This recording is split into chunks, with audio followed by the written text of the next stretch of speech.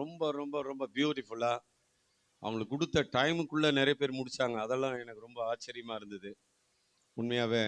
ஆமா, உண்மையா வரும் நாட்கள்ல அவங்களை கர்த்தர் வல்லமையா எடுத்து பயன்படுத்துவார். ஆமா, சிலரெல்லாம் ரொம்ப அதிகமா பேசினாங்கன்னா பிரசங்கியாருங்களையே நான் கூப்பிட மாட்டேன். அவங்களெல்லாம் 2 வருஷம் 3 வருஷம் கூப்பிடாத விட்டுட்டு இருக்கிறேன் நான். ஏன்னா நம்ம டைம் கொடுத்தா அதை மீறி பேசுறாங்கன்னு சொல்லிட்டு என்ன பண்ணிட்டேன்னா 2 வருஷம் 3 வருஷம் கூப்பிடல. ஆண்டு தயவுள்ளவர். ஏன்னா அந்த டைமிங் கரெக்டாக நம்ம எடுக்கணும். ஆகவே முதலாவதாக நமது மத்தியில அருமையான சிஸ்டர் பாலின் நல்ல கரங்களை தட்டணும். அவங்க பெஸ்ட் ப்ரீச்சர் தான். நல்ல பல மாநிலங்களுக்கு போயிட்டு வராங்க. வரும் நாட்களில் பல தேசங்களுக்கு கொண்டு போறாரு அவங்கள. நல்லா கரம் தட்டணும், இல்லைன்னா போறாம சொல்லிடுவேன். அல்லேலூயா.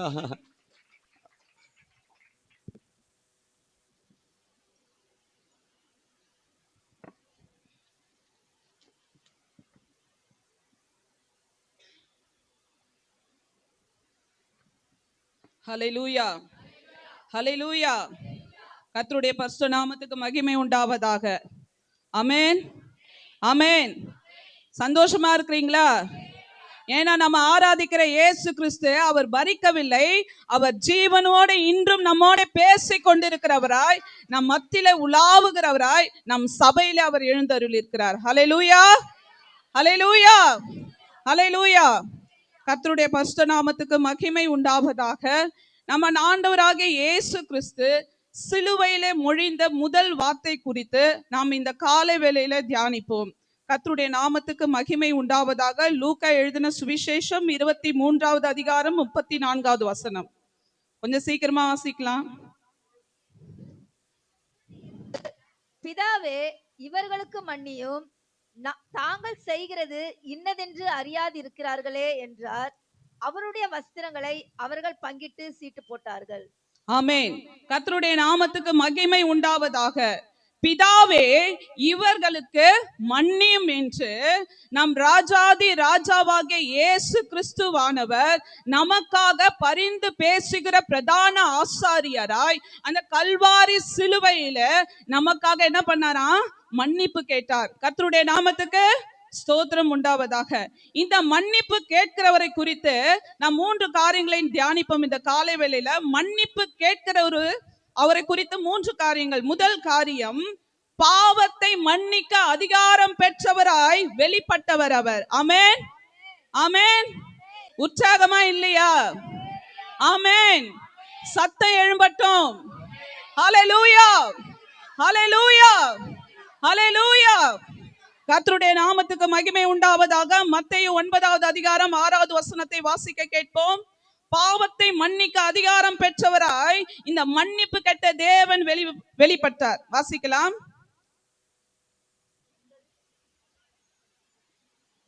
பூமியிலே பாவங்களை மன்னிக்க மனுஷகுமாரனுக்கு அதிகாரம் உண்டென்பதை நீங்கள் அறிய வேண்டும் என்று சொல்லி திமிர்வாதக்காரனை நோக்கி, நீ எழுந்து உன் படுக்கையை எடுத்துக்கொண்டு உன் வீட்டுக்கு போ என்றார்.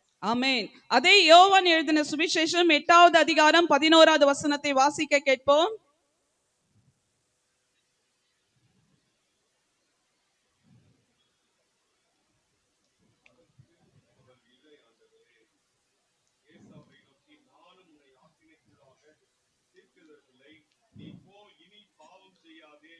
ஆமென். முதலாவது நாம் தியானித்த காரியம், திமிர்வாதக்காரனை நோக்கி இயேசு கிறிஸ்துவானவர் சொல்லுகிறார், உன் பாவம் உனக்கு மன்னிக்கப்பட்டது. இரண்டாவது நம்ம பார்த்தோம், யோவான் 8:11 பார்த்தோம், விபச்சார ஸ்திரீயை பார்த்து அவர் சொல்லுகிறார், இனி நீ பாவம் செய்யாதே. இந்த தேவன் தான் பிதாவாகிய தேவனிடத்துல நமக்காக என்ன பண்றாராம்? பரிந்து பேசி கொண்டிருக்கிறார். நமக்காக பரிந்து பேசி கொண்டிருக்கிற பிரதான ஆசாரியராய் அவர் இன்றும் இருக்கிறபடினாலதான் இன்றைக்கு நீங்களும் நானும் இன்னைக்கு ஜீவனோடு வந்து நின்று கொண்டிருக்கிறோம். ஹல்லேலூயா. நம்ம பண்ற ஒவ்வொரு பாவத்துக்கும் ஞாயிற்றுக்கிழமையான சண்டே கிறிஸ்டியனா வாழ்ந்துட்டு மத்த நாளெல்லாம் நம்ம மன போன போக்கின்படி போயிட்டு இருக்கிறோம். அவர் நினைச்சாருன்னா நம்ம இன்னைக்கு ஜீவனோடு இருக்க முடியாது. இந்த தேவன் தான் பிதாவே, இவர்களுக்கு மன்னியும் என்று மிகுந்த வியாகுலத்தோடும் வேதனையோடும் கண்ணீரோடும் தன்னுடைய சரீரத்தில் இருந்த முழு ரத்தத்தையும் அவர் நமக்காக சிந்தி அவருடைய அன்பை அவர் வெளிப்படுத்தினார். ஆமென், ஹல்லேலூயா. இரண்டாவதா நாம் பார்க்கிறோம், இரட்சகராய் வெளிப்பட்டாராம். யோவான் 1:29 கொஞ்சம் சீக்கிரம் எடுக்கலாம். யோவான் 1:29.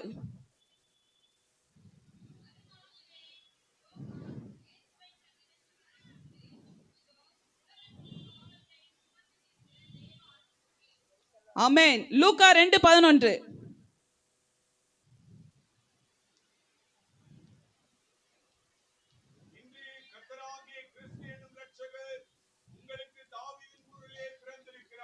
ஆமென். இதோ உலகத்தின் பாவத்தை சுமந்து தீர்க்கிற தேவ ஆட்டுக்குட்டியானவராய் வெளிப்பட்ட இயேசு பிதாவாகிய தேவனிடத்தில் நமக்காக, பிதாவே இவர்கள் செய்கிறது இன்னதென்று அறியாமல் செய்கிறார்கள் என்று சொல்லி நமக்காக இவர்களை மன்னியும் என்று கதறினார். ஆமென். இரட்சகராய் வெளிப்பட்ட தேவன் அவர் இரட்சகராய் வெளிப்பட்டார். உலகத்தின் பாவம், இந்த லோகத்தில் இருக்கிற அநேகருடைய பாவங்கள், சாபங்கள் எல்லாவற்றையும் சுமந்து தீர்க்கிற தேவ ஆட்டுக்குட்டியானவராய் நம் ஆண்டவராகிய இயேசு கிறிஸ்து வெளிப்பட்டதின் நிமித்தம் தான் இன்று நாம் ரட்சிக்கப்பட்டிருக்கிறோம். இஸ்ரவேலின் காணியாட்சிக்கு புறம்பாய் இருந்த நமக்கு அவர் இரத்தத்தினாலே ரட்சிப்பை கொடுத்திருக்கிறார். இந்த தேவன் தான் தேவனாகிய கர்த்தரை நோக்கி, பிதாவே பிதாவே இவர்களை மன்னியும் என்று கதறினார். மூன்றாவதா நாம் பார்க்க போகிறது கடைசி, ஆளுகை செய்கிறவராய் அவர் காணப்பட்டார். சங்கீதம் 29:10 வாசிக்க கேட்போம்.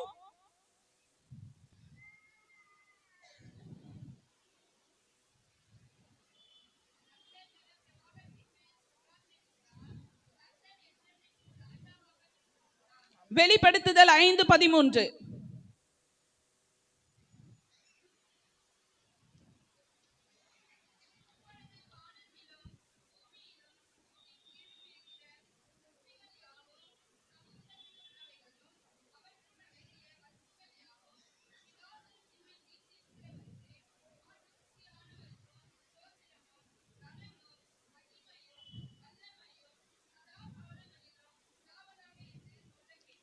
மூன்றாவதா நாம் தியானிக்கிற காரியம், ஆளுகை செய்கிறவர். யார் இவர் ஆளுகை செய்கிறார் என்றார், இந்த ஆளுகை செய்கிற தேவன் சர்வ சிருஷ்டியையும் உண்டாக்கின தேவன், சர்வத்தையும் ஆளுகை செய்கிற அதிபதியா இருக்கிறாரு.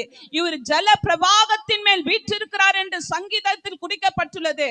அதே தேவனை குறித்து அலைகள் கொந்தளிக்கத்தக்கதாய் சமுத்திரத்தை உலுக்குகிறவரும் சேனைகளின் கர்த்தர் என்கிற நாமத்தை உடையவர் சொல்கிறதாவது என்ற நாமக்காரனராகிய இயேசு கிறிஸ்து கல்வாரி சிலுவையில நமக்காக, என் பாவத்துக்காக, என் சாபத்துக்காக, என் அக்கிரமங்களுக்காக அவர் ஆணிகள் கடாவப்பட்டவராய் குருசு நிலை தொங்கினார். அந்த தேவன் தான் இன்றும் நமக்காக பரிந்து பேசிக்கொண்டு சொல்கிற வார்த்தை, பிதாவே இவர்களை மன்னியும், இவர்கள் செய்கிறது என்று இவர்கள் அறியாமல் இருக்கிறார் என்று அவர் சொல்லுகிறார். பரிசுத்தமுள்ள தேவன், பரிசுத்தத்தில் மகத்துவம் உள்ள கர்த்தர், தீமையை பார்க்க கூடாதபடி இருக்கிற சுத்த கண்ணன் என்று சொல்லப்பட்ட தேவனை மறைத்தார். ஒரு நொடி பொழுதுல தன்னுடைய முகத்தை குமாரனாகிய கிறிஸ்து இயேசுவுக்கு மறைத்தார். ஏன் மறைத்தார்? அவர் நம் பாவங்கள், நம் சாபங்கள், நம்முடைய அக்கிரமங்கள் அனைத்து ஆக்கினையும் அவர் ஒரே பேரான குமாரனாகிய இயேசு கிறிஸ்துவின் மீது வந்தது நிமித்தம் தான். எப்போதும் பிரியாதவராய் இருந்த குமாரனாகிய இயேசு கிறிஸ்து ஒரு நொடி பொழுதிலே முகத்தை மறைத்தது நிமித்தம், என் தேவனே என் தேவனே ஏன் என்னை கைவிட்டீர் என்று உழப்பட்ட நிலம் போல ஒரு குலைந்த என் ஆண்டவருடைய சரீரம் இன்றும் பரிந்து பேசிக் கொண்டிருக்கிறதா இருக்கிறது. இன்றும் பிதாவே என் ஜனங்கள் செய்கிற அறியாமையின் காரியங்களையும் குறைகளையும் மன்னியும் என்று அவர் கதறிக் கொண்டிருக்கிறார். கர்த்தருடைய நாமத்துக்கு மகிமை உண்டாவதாக. கடைசியா நாம் பார்க்கிறது மத்தேயு 6:14. மத்தேயு 6:14.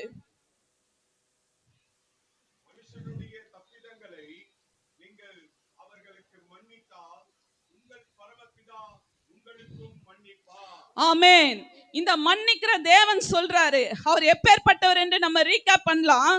பாவத்தை மன்னிக்க அதிகாரம் பெற்றவர், இரட்சகராய் வெளிப்பட்டவர், ஆளுகை செய்கிறவராய் காணப்பட்டவர் தான் சொல்றாரு, பிதாவே இவர்களுக்கு மன்னியும். அப்பேற்பட்ட சர்வ வல்லமையுள்ள தேவனே பரிந்து பேசி ஜெபிப்பார். ஆனால் அவருடைய பிள்ளைகள், அவருடைய ஆவியினாலே அபிஷேகம் பண்ணப்பட்டவர்களாய் நாம் இருக்கிறோம். இன்று அந்த மன்னிக்கிற சுபாவம் நமக்குள் இல்லாமல் இருக்கிறது. ஆமென், ஆமென், ஆமென். ஏதோ 7 வார்த்தை நம்ம தியானிச்சோம் போனோம்ட்டு இல்லாம இருதயங்கள் கிழிக்கப்பட்டதாய் கர்த்தருடைய வேதம் சொல்லுகிறது, வஸ்திரங்களை அல்ல உங்கள் இருதயத்தை கிழித்து கொண்டு வாருங்கள் என்று. கடைசி காலத்துல நாம் வந்து நின்று கொண்டிருக்கிறோம். இன்று நம் வாழ்வாதாரம், நம் வாழ்க்கை, அனுதினமும் நாம் கடக்கிற பாதைகளை எப்படி இருக்கிறோம்? காண்கிறவர்களை நீ நேசிக்கலனா காணாத தேவனை நேசிப்பது எப்படி என்று வேதம் சொல்லுகிறது. கர்த்தருடைய பரிசுத்த நாமத்துக்கு ஸ்தோத்திரம். சர்வ வல்லமையுள்ள தேவனாகிய கர்த்தராகிய இயேசு கிறிஸ்து, அவர் நம்முடைய பாவங்களை மன்னித்ததுக்கு அடையாளமாய் நமக்கு ரட்சிப்பை கொடுத்தார். ஹல்லேலூயா. ரட்சிப்பை கொடுத்ததோடு மாத்திரமல்ல, அவருடைய பிள்ளை என்ற அங்கீகாரத்தை அவர் ரத்தத்து நிமித்தம் நமக்கு கொடுத்து, அப்பா பிதாவே என்று கூப்பிடுகிற புத்திர சுவிகாரத்தின் ஆவியம் கொடுத்து, அவருடைய கிருபாசன தண்டையில் நிற்கத்தக்கதான கிருபையை கொடுத்திருக்கிற தேவன் இந்த சுபாவத்தை உள்ளவரானால், அவருடைய பிள்ளைகளாய் இருக்கிற நாம் மன்னிக்கிற சுபாவத்தை உள்ளவர்களாய் இருக்க வேண்டும் என்று இயேசு கிறிஸ்துவின் நாமத்தினாலே தயவாய் கேட்டுக்கொள்கிறேன். இந்த வார்த்தை ஆவியானவர் ஒவ்வொருவருக்குள்ளும் கிரியை செய்வாராக. இயேசுவின் நாமத்தில் பிதாவே, ஆமென். Praise the Lord. Hallelujah. கொஞ்சம் முன்னால வாங்க, கொஞ்சம் முன்னால, கோச்சிக்காதீங்க, வாங்க, முன்னால வாங்க, முன்பாக வாங்க, கொஞ்சம் நகர்ந்து வாங்க ப்ளீஸ். யாருக்கெல்லாம் சந்தோஷம்? மன்னிக்கிறாராம். யாருமே நமக்கு மன்னிக்க மாட்டாங்க, ஆண்டவர் தான் நம்மளை மன்னிக்கிறவர். மனசார மனுஷன் சொல்லுவான், நான் அவனை மன்னிச்சு விட்டேன் போன்னுவான், ஆனால் மனசில் வச்சுனே இருப்பான், உன் பிரச்சனையை வச்சுனே இருப்பான். ஆனால் தேவன் அப்படி அல்ல, மன்னிச்சிட்டார்னா மறந்துட்டாரு, உன் பாவத்தை கடலின் ஆழத்தில் கொண்டு போய் போட்டுட்டார். அல்லேலூயா. அது மாத்திரமல்ல, உன் முதுகுக்கு பின்னால எரிஞ்சிட்டார். மனுஷன் முதுகு பின்னால பேசுவான், ஆனா கர்த்தர் உன் பாவத்தை முதுகு பின்னால எரிஞ்சிட்டு நீ போ, உன்னை பரிசுத்தமாக்கிட்டேன்னுவார். அல்லேலூயா. மன்னியும்னாரு, நீயும் மன்னியும்ன்றாரு, மன்னியும்ன்றாரு, நீயும் மன்னிக்கணும்ன்றாரு. இந்த நாள்ல நம்ம கற்றுக்கொள்ள வேண்டிய முதல் பாடம் மன்னிக்கணும். மற்றவங்களை நீங்க மன்னிக்கலைன்னா, மன்னிப்புன்றது விலை மதிக்க முடியாத ஒரு நற்குணம். இந்த மன்னிப்பு கர்த்தரிடத்துல தான் இருக்கு. கவனிங்க, இந்த மன்னிப்பு நீங்க மற்றவங்களை மன்னிக்கலைன்னா பரலோகம் போக முடியாது. ஒரு தப்பிதங்கள் மன்னிக்கப்படாது. கடைசியா சொன்னாங்க பாருங்க, சிஸ்டர் சொன்னாங்க பாருங்க இல்லையா, உடைய தப்பிதங்கள் மன்னிக்கப்படாது. ஸோ இரண்டாவதாக அருமையான கவிதமாவை நான் அன்போடு அழைக்கிறேன். நல்ல கரங்களை தட்டி அன்பான சகோதரியை நம்ம அழைக்கலாம். நல்லா வந்து நிக்கிற வரைக்கும் இன்னும் கொஞ்சம் இன்னும் ஜோர தட்டுங்க ஐயா. கொஞ்சம் இல்லையா, முன்னால இடம் இல்லையா.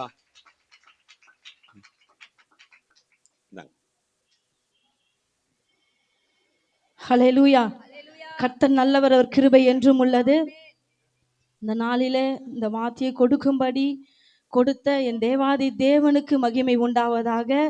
அது மாத்திரம் இல்லை, இந்த நாளில் இந்த வார்த்தையை கொடுக்கும்படி ஊழியக்காரர் தந்த கிருபைக்காகவும் எங்களுடைய சபையாருக்காகவும் நான் நன்றி செலுத்துகிறேன். ஹல்லேலூயா.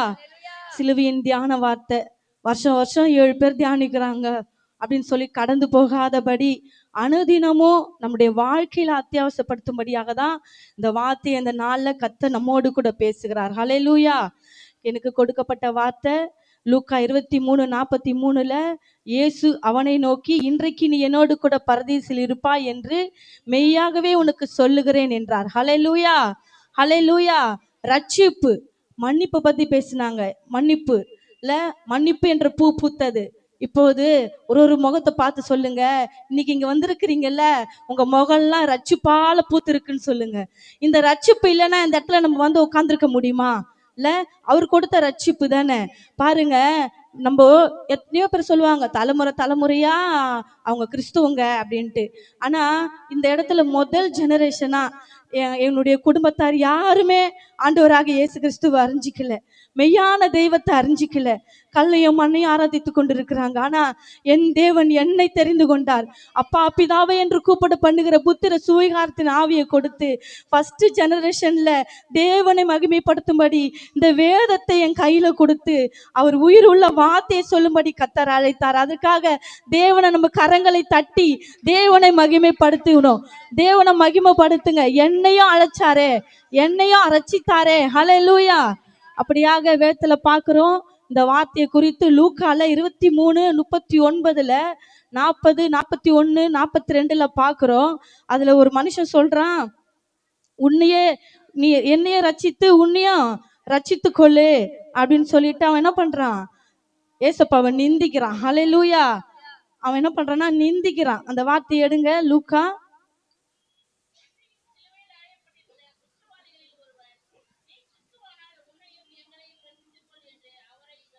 ஆமென், ஹல்லேலூயா. அவன் இகழ்ந்தானா வேதம் சொல்லுது. அப்போ மற்றவன் சொல்றான், மற்றவன் அவனை நோக்கி, நீ இந்த ஆக்கினைக்கு உட்பட்டவனா இருந்தோம் தேவனுக்கு பயப்படுகிறது இல்லையா? ஏன்னா அவன் நம்ம செஞ்ச காரணத்துக்காக தான் நம்ம வந்து இந்த இடத்துல நம்ம தொங்கிட்டு இருக்கோம். ஆனா நீ என்ன பண்ற, அவரை நிந்திக்கிறியே அப்படின்னு சொல்லிட்டு அங்க மற்றவன் சொல்றான். அப்ப சொல்லும் போதுதான் அவர் சொல்றாரு, மற்றவன் சொல்லும் போதுதான் அவனுக்குள்ள எந்த ஒரு பயமும் இல்லை. ஏன்னா அவன் பேர் வந்து மைக்கேல், இவன் பேர் வந்து டிஸ்மாஸ். அப்போ ரட்சிப்பு எவரை வேணாலும் ரட்சிக்கிறதுக்கு தேவன் வல்லவரா இருக்கிறாரு. ஆனா அந்த ரட்சிப்பு அவன் பெற்றுக்கொள்வதற்கு அவன் தன் இருதயத்துல பயம் இல்லை, தன்னை இருதயத்தை ஒப்பு கொடுக்க அவனுக்கு மனசு வரல. ஆனா அங்க சொல்லுது, வேதம் சொல்லுது, தேவனுக்கு நீ பயப்படுகிறது இல்லையா அப்படின்னு சொல்லிட்டு அந்த மற்றவன் சொல்லும் போதுதான் நீதிமொழிகள் 2:5 சொல்லுது, அப்போது கர்த்தருக்கு பயப்படுதல் என்னதென்று நீ உணர்ந்து. ஒரு மனுஷனுக்கும் ஆண்டவர் சொல்றாரு, நீ பயத்தை குறிச்சு உணரு. நீ உணரணும், முதல்ல நம்ம உணரணுமா. ஏன்னா நீ உணர்ந்தாதான் தேவ பயம் உனக்குள்ள உண்டாகும்.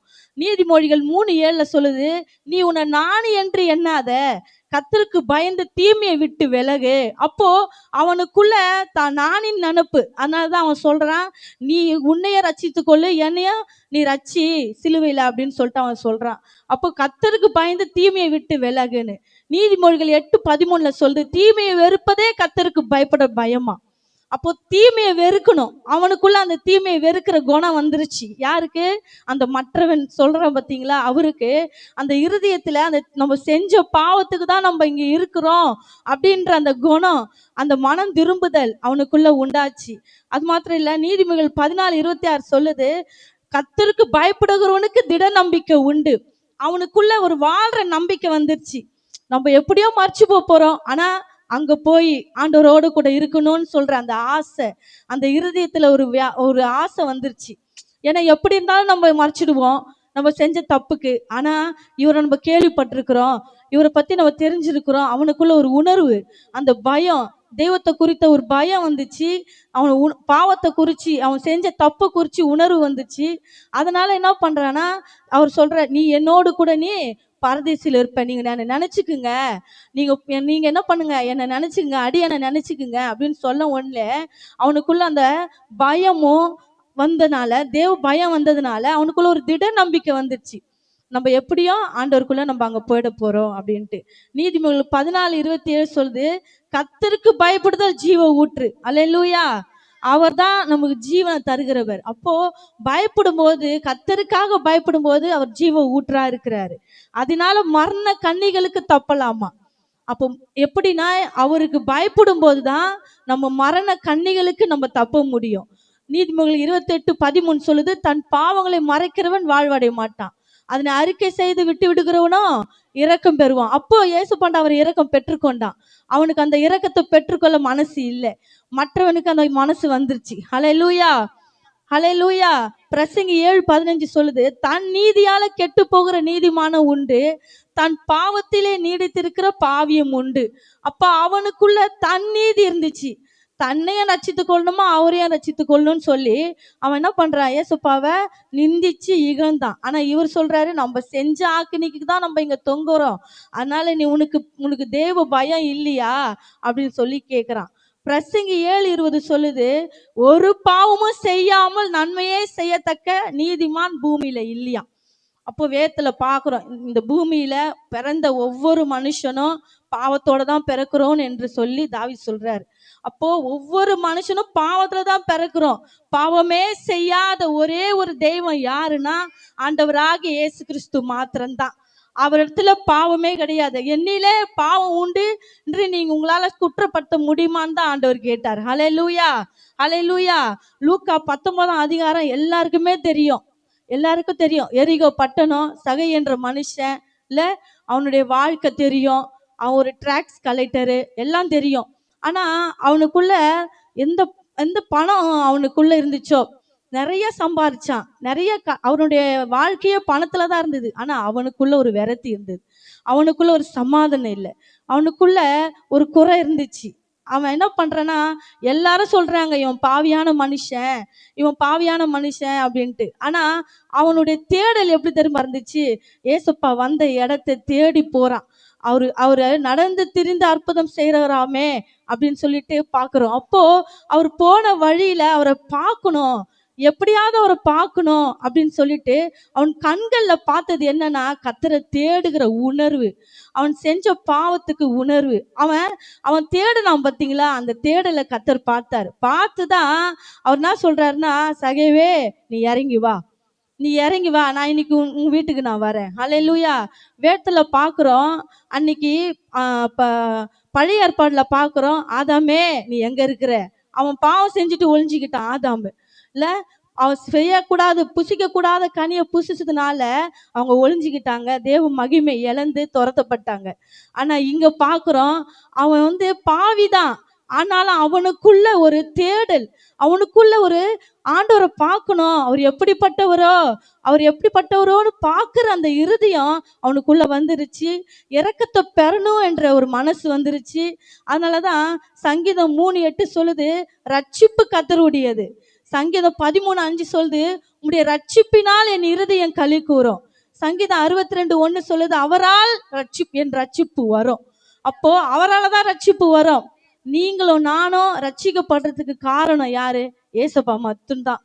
ஏன்னா வேற யாராலையும் ரட்சிப்பு கொடுக்க முடியாது, அவரால் தான் ரட்சிப்பு கொடுக்க முடியும். அந்த மனுஷனுக்குள்ள எப்படி ரட்சிப்பு வந்தது, எல்லாரும் போய் சொன்னாங்களா ஏசப்பா பத்தி, இல்லையே.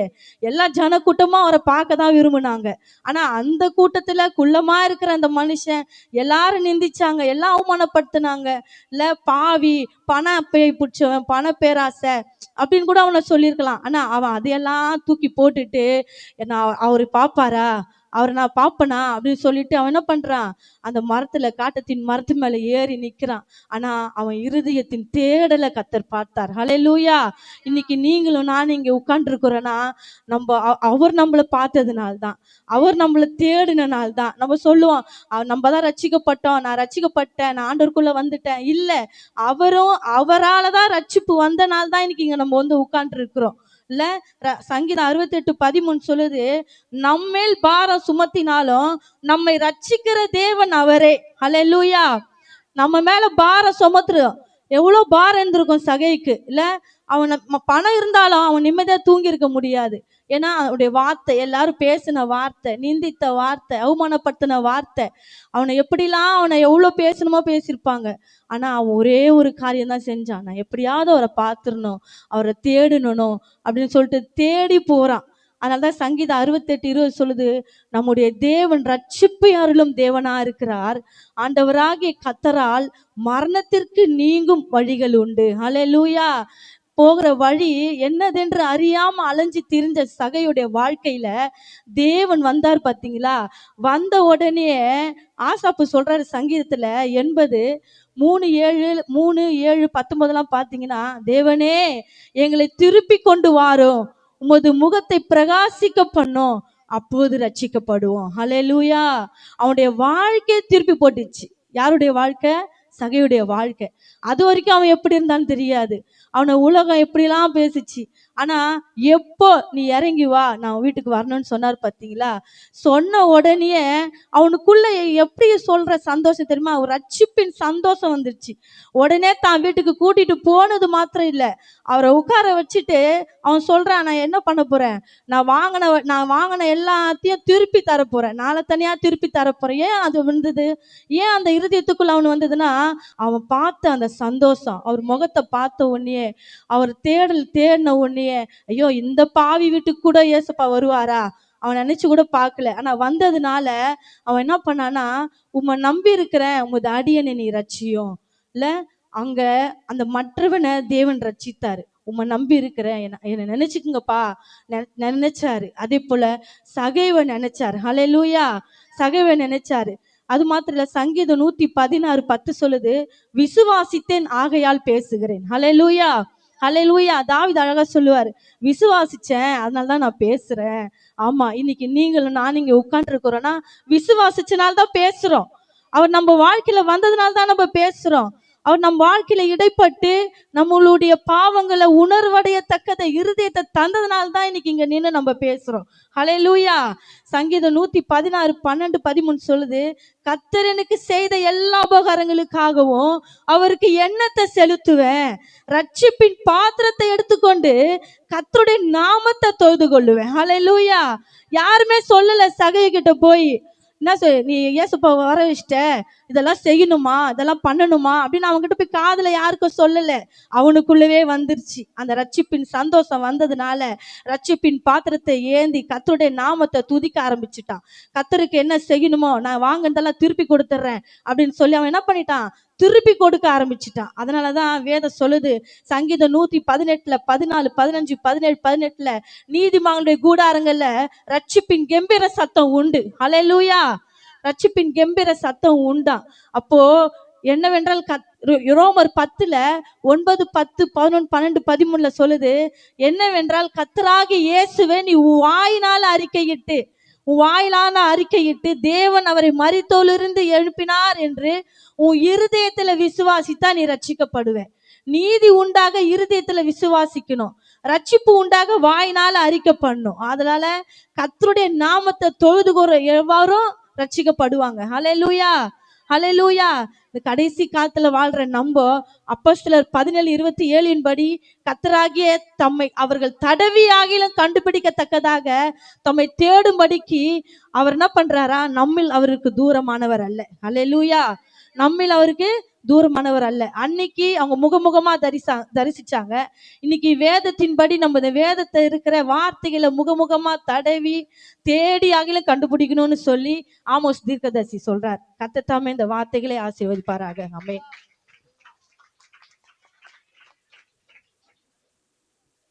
Praise the Lord. தயவு செய்து யாரும் நேரத்தை எடுக்காதீங்க. ஏன்னா நம்ம சொன்னோம்னா அதை கீழ்ப்படிங்க. ஆமாம், நிறைய வசனம் ரட்சிப்புன்னு நூற்றுக்கணக்கான வசனங்கள் இருக்கு. எல்லாத்தையும் எடுத்து பேச முடியாது. 10 நிமிஷம்னா அந்த 10 நிமிஷம் அழகாக பேசுங்க. கர்த்தர் உங்களை ஆசீர்வதிப்பார். God bless you. ஏன்னா அது டிசிப்ளின் என்ன ஆகிடும்னா ஒழுங்கின்மை ஆயிரும். சரியா? கர்த்தர் உங்களை ஆசீர்வதிப்பார். நான் முகதாட்சணியம் பார்க்க மாட்டேன். யாராக இருந்தாலும் அந்த நேரத்தோடு முடிங்க. 10 மினிட்ஸ்னா 10 மினிட்ஸ் தான். அது உங்களுக்கு நல்லது. கர்த்தர் உங்களை ஆசீர்வதிப்பார். அடுத்ததாக சிஸ்டர் தெபோரா கற்பகம் அவர்கள் 9:30 மணி ஆகுது. 9:40 அவங்க முடிப்பாங்க.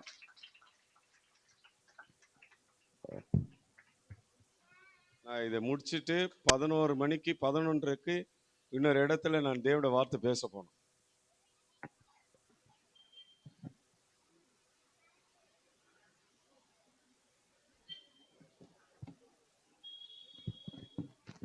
கர்த்தருடைய நாமத்துக்கு மகிமை உண்டாவதாக. நான் பேசும்போது 3வது வார்த்தை, 3வது பூக்கள்னு சொல்லலாம். நான் நன்றி சொல்கிறேன் இந்த வார்த்தையை கொடுத்ததுக்காக. ஏன்னா குறிப்பிட்ட வார்த்தை இதுதான் எனக்கு ரொம்ப பாரம். கொடுத்தா ஆண்டவர் அந்த என்ன சொல்கிறது, அந்த சிலுவையில் ஆண்டவர் எவ்வளோ அந்த மரண தருவாயில தன்னை தாழ்த்தி அந்த இடத்துல எவ்வளோ பாடுகள் 39 அடிகள் அந்த சரீரத்தை கிழிக்கப்பட்டு இருந்தும் அந்த சிலுவையில் சொல்றாரு மூன்றாவது வார்த்தை யோவான் 19:26. அப்போது இயேசு தம்முடைய தாயை அருகே நின்ற தமக்கு அன்பாயிருந்த சீசனையும் கண்டு தம்முடைய தாயை நோக்கி, ஸ்திரியே, அதோ உன் மகன் என்றார். பின்பு அந்த சீசனை நோக்கி, அதோ உன் தாய் என்றார். அந்த நேரம் முதல் அந்த சீசன் அவளை தன்னிடமாய் ஏற்றுக்கொண்டான். யோவான் தான் அந்த அன்பான சீசன். ஏன்னா 12 சீசர் இருக்கிறாங்க. அதில் பார்த்தீங்கன்னா கடைசி வரலுமே அவர் சிலுவை அறைகள் யாருமே போல. பேதுரு மறுதளிச்சுறாரு, யூதாஸ் காரியத்தை காட்டி கொடுத்துறாரு. 3 சீசர்கள் அவர் கூட ஊழியர் செய்ய, யாக்கோபு, யோவான், பேதுரு. அதனால் கடைசியாக அந்த சிலுவையில் போட்டு யோவான் மாத்திரம்தான். ஏன்னா அவருடைய மார்பில் சார்ந்து கொண்டார். யோவான் 13:23-25 சொல்லுது, அந்த சமயத்தில் அவருடைய சீசரில் இயேசுக்கு அன்பாய் இருந்த ஒருவன் இயேசுவின் மார்பிலே சாய்ந்து கொண்டிருந்தான். அப்போது அவன் இயேசுவின் மார்பிலே சாய்ந்து கொண்டு, ஆண்டவரே யார் என்றார். ஏன்னா காட்டி கொடுக்க போறது யாருன்னு கேட்குறாரு. இல்லை, அவருக்கு மட்டும்தான் அந்த உரிமை இருந்தது. ஏன்னா மார்பில் சார்ந்து கொண்டாரு, அவருக்கு மட்டும்தான் அந்த உரிமையோட ஆண்டவர் என்ன பண்றாருன்னா கேட்குறாரு. அது மட்டும் இல்லை, ஆண்டவர் செஞ்ச 3 காரியங்கள் அந்த சிலுவையில் பார்த்தீங்கன்னா பெற்றோரை கனம் பண்ணார். அவ்வளோ உபத்திரத்தின் பாடுகளையும் அந்த இதுலையும் பார்த்தீங்கன்னா பெற்றோரை கனம் பண்ணுகிறார்.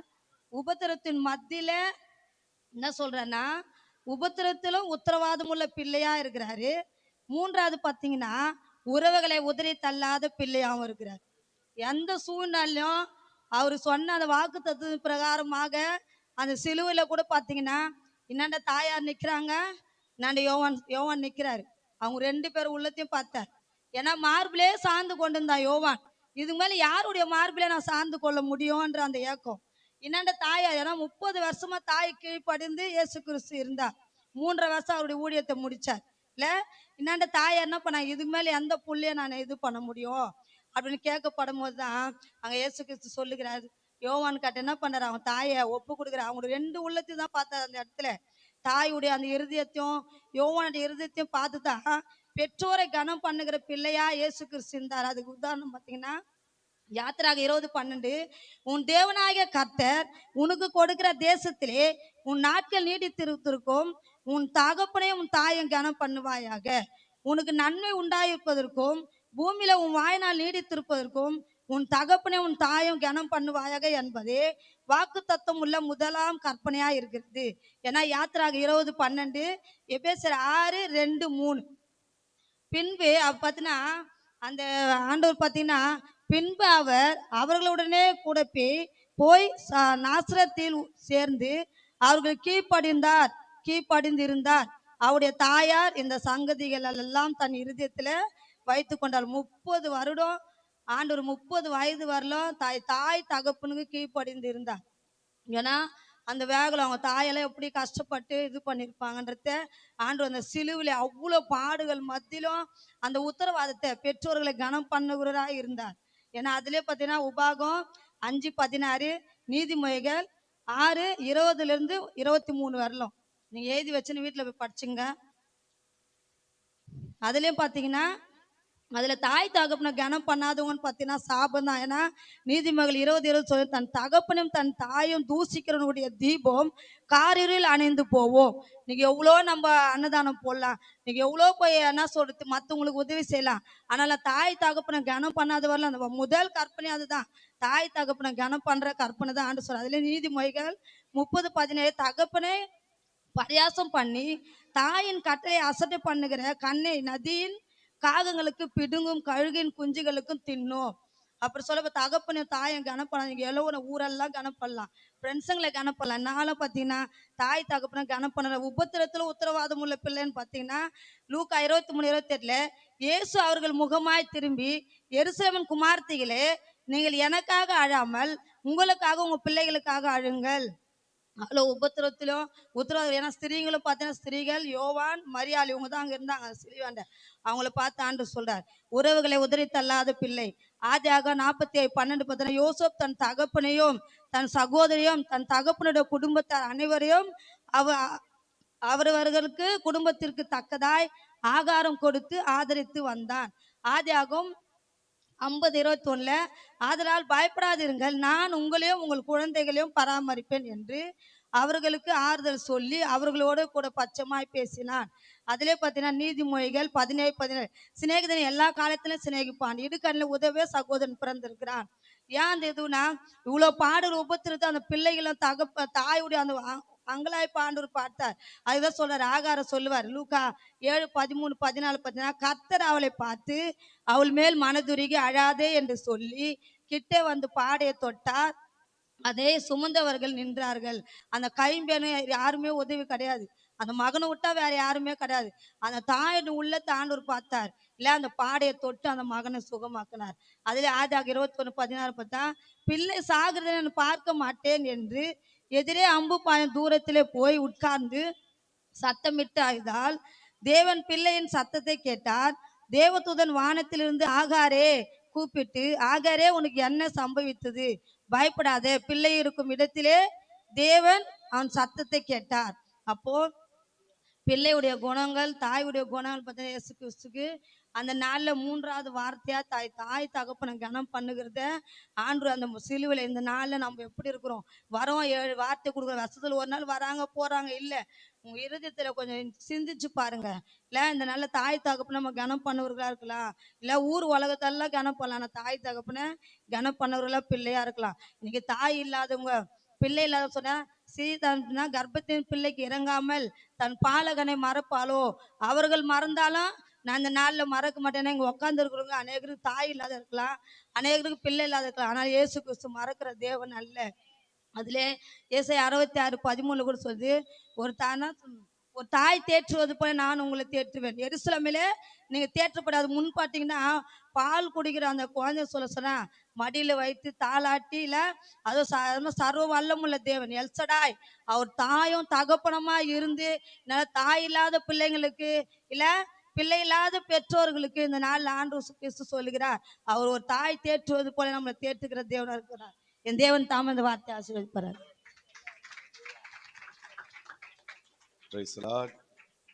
சிஸ்டர் பியூலா அவர்கள் நல்ல கரங்களை தட்டி தேவனை மகிமைப்படுத்துங்க. சந்தோஷம். இல்ல உங்களுக்காக தான் இவ்வளோ ஸ்பீடா பண்றேன்.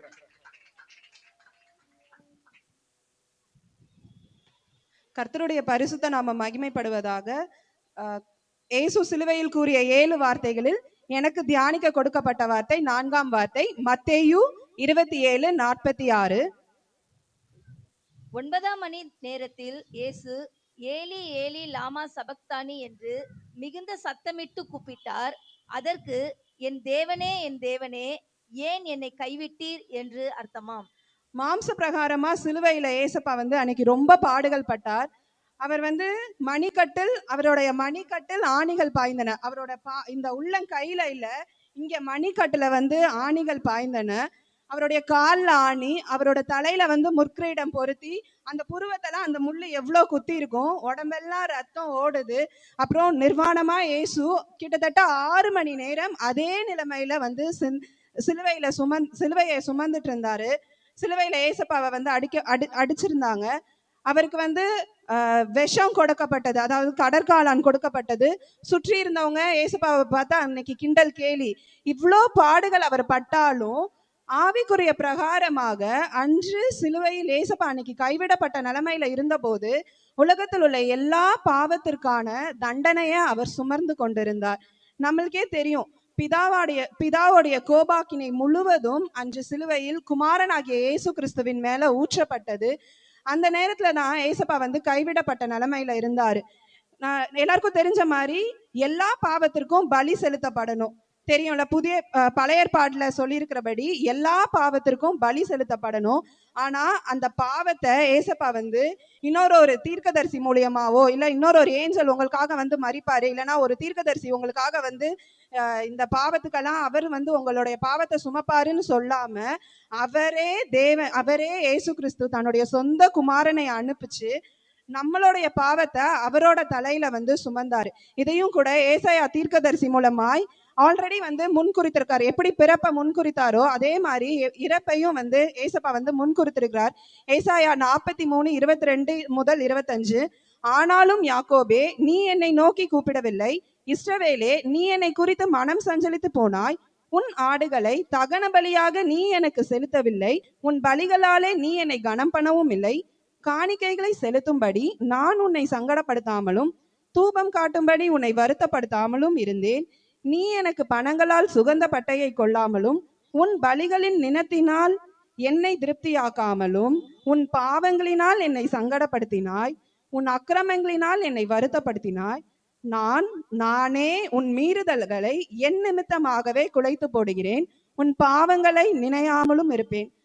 அப்போ நம்மளுடைய பாவம் வந்து தேவனை வந்து சங்கடப்படுத்தி கொண்டிருந்தது. நம்மளுடைய அக்கிரமங்கள் வந்து அவரை ரொம்ப வருத்தப்படுத்தினது. அந்த பாவத்தை தூக்கி நம்ம மேல ஏசப்பா போடல. அவர் நிமித்தமாகவே நம்மளுடைய பாவங்களை வந்து குலைத்து போட்டார்.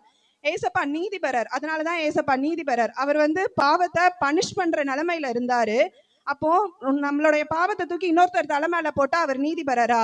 இல்ல. நீதிபரரா இருந்தா எப்படி கரெக்டா ஜட்ஜ் பண்ணணும். நம்மளுடைய பாவத்திற்கு ஒண்ணு நம்ம தண்டிக்கப்படணும், இல்லைன்னா இன்னொருத்தர் வந்து தண்டிக்கப்பட்டா அவர் நீதிபரர் கிடையாது. அப்படியும் இல்லைன்னா அவரே வந்து என்ன பண்ணலாம், நம்மளுடைய தண்டனைய அவர் சுமந்தார். அதனாலதான் தேவன் அன்று கைவிடப்பட்ட நிலைமையில இருந்தார். ஏசப்பா சிலுவையில கைவிடப்பட்ட நிலைமையில இருந்ததுக்கு காரணம் ரோமர் 4:25 படி அவர் நம்முடைய பாவங்களுக்காக ஒப்பு கொடுக்கப்பட்டும் நாம் நீதிமான்களாக்கப்படுவதற்காகவும் எழுப்பப்பட்டும் இருக்கிறார். அப்போ ஏசப்பா அன்று சிலுவையில் கைவிடப்பட்ட நிலைமையில இருந்ததற்கு காரணம் நம்முடைய பாவங்களுக்காக இயேசு அன்று ஒப்பு கொடுக்கப்பட்டார். 1 கொரிந்தியர் 15:3 படி கிறிஸ்துவானவர் வேத வாக்கியங்களின்படி நமது பாவங்களுக்காக மரித்தார். அன்று இயேசு சிலுவையில் கைவிடப்பட்ட நிலைமையில இருந்ததுக்கு காரணம் நம்முடைய பாவங்களுக்காக அன்று அவர் மரித்தார். 1 பேதுரு 2:24 படி நாம் பாவத்திற்கு செத்து நீதிக்கு பிழைத்திருக்கும்படி அவர் தாமே தமது சரீரத்திலே நம்முடைய பாவங்களை சிலுவையில் சுமந்தார். இயேசு அன்று கைவிடப்பட்ட நிலைமையில இருந்ததுக்கு காரணம் நம்ம நீதிக்கு பிழைத்திருக்கும்படியாய் அவர் அன்று சிலுவையை சுமந்தார். 1 பேதுரு 3:18 ஏனெனில் கிறிஸ்துவும் நம்மை தேவனிடத்தில் சேர்க்கும்படியாக அநீதி உள்ளவர்களுக்கு பதிலாக நீதி உள்ளவராய் பாவங்களுக்காக ஒரே தரம் பாடுபட்டார். நம்மலாம் போய் அந்த பாட அனுபவிக்கணும்னா ஆளுக்கு ஒரு தடவை நம்ம போய் பலி செலுத்தணும், இல்லைன்னா நம்ம ஒரு தடவை அந்த பாவத்திற்கு தண்டனையை சுமக்கணும். ஆனா உலகத்துல இருக்கிற எல்லா பாவத்திற்காகவும் ஒரே ஒரு தரம் நமக்காக நம்ம தேவனிடத்தில் சேர்க்கும்படி அந்த நீதிற்காக தேவன் அன்று கைவிடப்பட்ட நிலைமையில் இருந்தார். 1 யோவான் 4:10 படி நாம் இதெல்லாம் நடந்ததுக்கு காரணம் ஏசப்பா மேல நம்ம அன்பு வச்சதுனால ஒரு நாளும் கிடையாது. ஏசப்பா நம்ம மேல வச்ச அன்புனாலதான் அவர் கிருபாதார பலியாக அவருடைய சொந்த குமாரனை நம்மளுக்காக கொடுத்தாரு. அதனாலதான் நம்மளுக்கு அன்பு என்னன்னே நம்ம வந்து புரிஞ்சிருக்கிறோம். ஏசப்பா மட்டும் அன்னைக்கு அந்த நிலைமையில ஏசப்பா நீங்களே உங்களுடைய பாவத்துக்கான தண்டனையை சுமந்துக்கோங்க அப்படின்னு சொல்லியிருந்தா நம்மளுக்கு அவருடைய கிருபையோ இரக்கமோ அவருடைய தயவோ எதுவுமே நம்ம உணராம இருந்திருப்போம். ஆனா இயேசு அன்று கைவிடப்பட்ட நிலைமையில இருந்ததுனாலதான் அவருடைய கிருபை அன்பு இரக்கம் எல்லாம் நம்மளால உணர முடிகிறது. மனுஷனையும் தேவனையும் பிரிக்கிற ஒரே காரியம் பாவம் தான். அன்று சிலுவையில இயேசு கைவிடப்பட்ட நிலைமையில இருந்ததுனாலதான் தேவனுக்கும் மனுஷனுக்கும் ஒரு சமாதானத்தை உண்டு பண்ணி கொடுத்தார். தேவன் வந்து பரிசுத்தர். அதே மாதிரி பாவங்களுக்கு தண்டனை வந்து கொடுத்தே ஆகணும். அதற்கு நம்மளை வந்து பலியாக்காம இயேசுவே நம்மளுடைய பாவங்களுக்காக பலியானார். அதே மாதிரி நம்மளை நாம ஒரு நாளும் ரட்சித்து கொள்ளவே முடியாது. சிலுவையில ஏசப்பா ரத்தம் சிந்தனால மட்டும்தான் நீங்களும் நானும் நம்ம இன்னைக்கு ரட்சிப்புக்குள்ளாக வாழ்ந்து கொண்டு இருக்கிறோம். அப்போ இயேசு கைவிடப்பட்ட நிலைமையில அன்று இருந்ததுனாலதான் தேவனுக்கும் நம்மளுக்கும் ஒரு சமாதானத்தை உண்டு பண்ணினார். அவரே நமக்காக நம்மளுடைய பாவத்திற்காக பலியானார். அவர் கைவிடப்பட்ட நிலைமையில அன்று இருந்ததுனாலதான் நீங்களும் நானும் வந்து இந்த ரட்சிப்புக்குள்ளாகவே நடந்திருக்கிறோம். இவ்வளவு நேரம் பார்த்தோம், அப்பா பிதாவே என்று கூப்பிடத்தக்க புத்திர சுவிகாரத்தின் அதிகாரத்தை நம்மளுக்கு கொடுத்திருக்கிறார் சிலுவையில ஏசப்பா மரித்ததுனால. அதே போல 1 கொரிந்தியர் 3:17 2வது பாகத்தை வாசிக்கிறேன். தேவனுடைய ஆலயம் பரிசுத்தமாய் இருக்கிறது, நீங்களே அந்த ஆலயம். ஏசப்பா குமாரனாகிய கிறிஸ்து சிலுவையில அன்று நிராகரிக்கப்பட்ட போதுதான் நீங்களும் நானும் அவர் தங்கும் பரிசுத்த ஆலயமாய் மாறுகிறோம். அப்போ நம்ம ஒருத்தருக்குள்ளேயும் யார் இருக்கா? ஏசப்பா தான் இருக்காங்க. நம்மளை வந்து ஏசப்பா எப்படி மாற்றி இருக்கிறார்னா பரிசுத்த ஆலயமாய் மாற்றி இருக்கிறார். நம்ம எல்லாம் புறஜாதியான மக்கள், ஆசாரிப்பு கூடாரத்துக்கு பக்கத்துல கூட வர முடியாம இருந்த நம்மள அவர் தங்கும் ஆலயமாய் நம்மளை மாற்றியிருக்கிறார். அவர் அன்று நிராகரிக்கப்படும் போதுதான் இந்த காரியங்கள்லாம் நம்மளுக்கு கொடுக்கப்பட்டது. அப்போ சும்மா நம்மளுக்கு இந்த ரட்சிப்பும் மீட்பும் கிடைக்கல. நம்ம தேவன் தங்கும் ஆலயமாய் நம்மளை மாற்றி இருக்கிறார்னா, அன்று இயேசு கிறிஸ்து நிராகரிக்கப்பட்ட நிலைமையில சிலுவையில இருந்ததுனாலதான் நம்மளுக்கு இந்த ரட்சிப்பும் இந்த மீட்பும் கிடைச்சது. அப்போ தேவன் தங்கும் ஆலயமாகிய நம்மளுடைய சரீரத்தை ரொம்ப பரிசுத்தமா நம்ம தான் காத்துக்கொள்ளணும். கர்த்தருடைய நாமம் மாத்திரமே மகிமைப்படுவதாக. இந்த வாய்ப்பை கொடுத்த அண்ணனுக்கு நன்றி.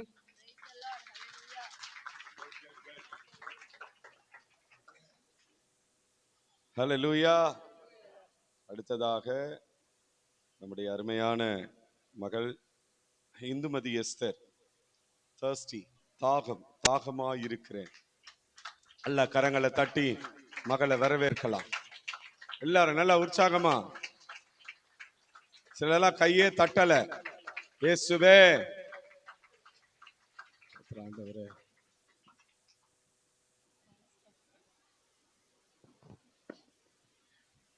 அப்போ பிரோஜனம் இல்லாத பொண்ணா இருக்கிற எனக்கு கர்த்தர் இந்த வாய்ப்பை கொடுத்ததுக்காக கர்த்தருக்கு நன்றி செலுத்துகிறேன். எனக்கு கொடுத்துருக்க வார்த்தை பார்த்தீங்கன்னாக்கா 5வது வார்த்தை, தாகமா இருக்கிறேன். கொஞ்சம் எடுத்தவங்க வாசிக்கலாம். அதன் பின்பு எல்லாம் முடிந்தது என்று இயேசு அறிந்து வேத வாக்கியம் நிறைவேறத்தக்கதாக தாகமாய் இருக்கிறேன் என்றார்.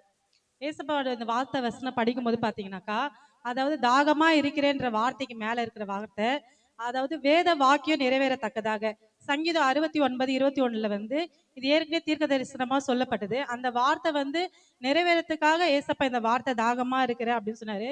இந்த தாகம் பாத்தீங்கன்னாக்கா 2 விதமா இருக்குது. அதாவது மாம்ச ரீதியாவும் தாகமா இருந்தாரு அவரு, ஆவிக்குள்ள ரீதியாவும் தாகமா இருந்தாரு. மாம்ச ரீதியான தாகம் பாத்தீங்கன்னாக்கா அவர் மனுஷனா இந்த பூமியில அவதரிச்ச நாள்ல இருந்து அவர் 100% தாகம் 100% மனுஷனாவும் இருந்தாரு, 100% தேவனாவும் இருந்தாரு. அவர் கிட்டத்தட்ட ஒரு 17 மணி நேரம் அவர் பிடிக்கப்பட்டு அடிக்கப்பட்டு அந்த நியாய தீர்ப்புல நிக்கப்பட்டு அந்த நாள்ல இருந்து அவர் சிலுவையில அறையப்பட்ட நிமிஷம் வரைக்கும் அவருக்கு எங்கேயும் தண்ணீர் கொடுக்கப்பட்டதாவோ இல்ல தண்ணீர் குடிச்சாருனாலும் எங்கேயும் மென்ஷன் பண்ணல. அவருடைய தாகம் எப்படிப்பட்டது அப்படின்னு பாத்தீங்கன்னாக்கா, சங்கீதம் 22:15 பிரகாரமாக, அதாவது அவருடைய நாவு மேல் வாயோட ஒட்டி கொண்டுதான். இப்ப நம்ம யாராவது இப்ப ஆப்ரேஷனுக்கு கடந்து போயிருக்கீங்க அப்படின்னாக்கா உங்களுக்கு நல்லா தெரியும். ஆப்ரேஷன் பண்ணி கொஞ்ச நாளுக்கு அப்புறம் ஒரு சில மணி நேரம் தண்ணீரே குடிக்க கூடாது அப்படின்னு சொல்லுவாங்க. அப்ப அந்த தொண்டை பாத்தீங்கன்னா ரொம்ப வறண்டு போயிருக்கும். நம்ம மிழுங்கணும் அப்படின்னாக்கா அந்த நாக்கை மேல் வாயோட நம்ம சேர்த்து மிழுங்கும் போது அப்ப கூட அந்த உமிழ்நீர் உள்ள போகவே போகாது. அந்த அளவுக்கு நம்ம ஆப்ரேஷன் டைம்ல நாக்கு ரொம்ப வறண்டு இருக்கும், தொண்டெல்லாம் வறண்டு இருக்கும். ஸோ அதை காட்டிலும் ஏசப்பா ரொம்ப தாகமா இருந்தாரு அப்படின்ட்டு மென்ஷன் பண்ணியிருக்கு. அதாவது அவர் சரீரம் பாத்தீங்கன்னாக்கா அவர் எதுக்கு போய் அடிக்கப்பட்டாங்கனாக்கா, அவருடைய ரத்தம் சிந்துதல் இல்லாம மீட்பு இல்லை, ரட்சிப்பு இல்லைன்ட்டு நம்ம வேத வார்த்தையில வாசிக்கிறோம். அதாவது அவர் அவ்வளோ அடி அடிச்சா கூட ஒவ்வொருத்தவங்க பாத்தீங்கன்னா அடி தாங்காம செத்துருவாங்க. ஒவ்வொருத்தவங்க ஆக்சிடென்ட்ல பாத்தீங்கன்னா ஸ்பாட் அவுட்னு சொல்லுவாங்க. ஆனா ஏசப்பாவுடைய அந்த நியாய தீர்ப்புல அவருடைய ரத்தம் ஃபுல்லாவே, அதாவது அவர் ரத்தம் சிந்தாம மறிக்கிறதுக்கு அவர் என்னெல்லாம் பண்ணலாமோ அதெல்லாம் பண்ணாங்க. ஆனா அவர் எல்லா வழிகளையும் தாங்கினாரு, எல்லா அடிகளையும் தாங்கினாரு. அவருடைய கடைசி ஒரு சொட்டு ரத்தம் கூட இல்லாத அளவுக்கு அவருடைய சரீரத்துல இருந்து கடைசியாக ரத்தமும் நீரும் வெளியே நமக்கு அந்த ரட்சிப்பை கொடுத்தாரு. அவர் கடைசி வரைக்கும் 100% மனுஷனாவும் இருந்தாரு, 100% தேவனாவும் இருந்தாரு. அந்த ஆவிக்குள்ள தாகம்ன்றது பாத்தீங்கன்னாக்கா 2 விதமா இருக்குது. ஒண்ணு ஆத்மா தாகம், இன்னொன்னு அன்பின் தாகம். அந்த ஆத்மா தாகம் அப்படின்றது பாத்தீங்கன்னாக்கா, அவரு நம்மளை ரட்சிக்கிறதுக்காக தான் இந்த பூமிக்கு வந்தாரு. இந்த பூமியில அவரு எல்லாத்தையும் முடிச்சிட்டு கூட கடைசியில அவரு ஜனங்கள் முழுமையா ரட்சிக்கப்படலையே அப்படின்னு ஒரு ஆத்மா தாகம் இருந்துட்டே இருந்தது.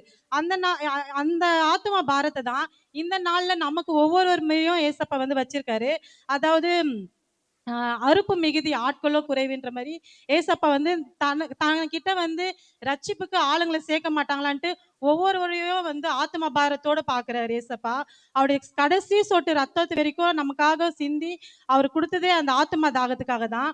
அதாவது இப்ப அந்த தாகம் பாத்தீங்க அப்படின்னாக்கா, ஒரு வீட்டுக்குள்ள நம்ம முத வரோம் அப்படின்னாக்கா எல்லாருக்குமே அந்த அன்பின் தாகம் எப்படின்னாக்கா, நம்ம ஃபர்ஸ்ட் ஒருத்தவங்களை வெல்கம் பண்ணும் போதே கொடுக்கறது என்னன்னாக்கா தண்ணி மட்டும்தான்.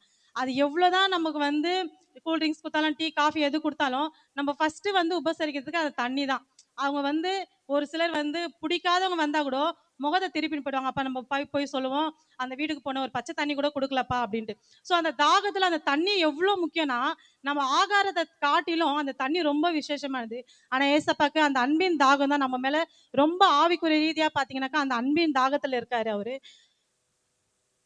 அவர் நம்ம கிட்ட எதிர்பார்க்கறது வந்து ரட்சிப்பின் தாகமோ அன்பின் தாகமோ, அந்த அன்பை எப்படி வெளிப்படுத்தணும்னு அவர் நினைக்கிறாரு அப்படின்னாக்கா, அவரு நம்ம கிட்ட எவ்வளவு அன்பா இருந்தாரோ, எப்படி அவரு நன்மை செய்கிறவரே சுற்றி திரிந்தாரோ, அவர் அறிந்த ஜனங்களும் அதே மாதிரி நன்மை செய்யணும், அதே மாதிரி அன்பை ஒருவருக்கு ஒருவர் பகிர்ந்து கொள்ளணும்னு அவரு அவர் வாஞ்சியா இருக்கிறாரு. யோவான் 7:17 இருக்கு.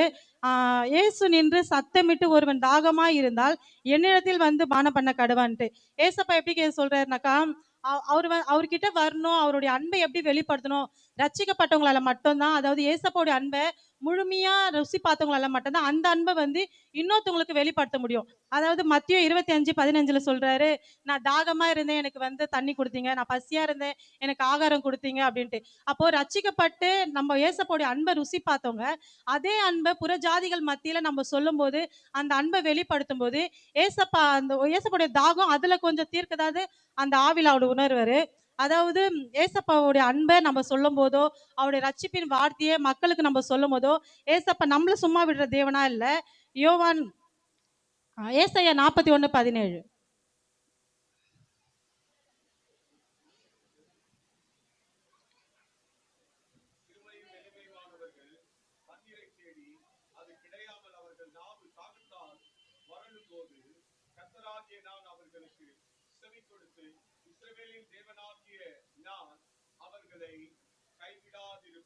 யோவான் 4:14.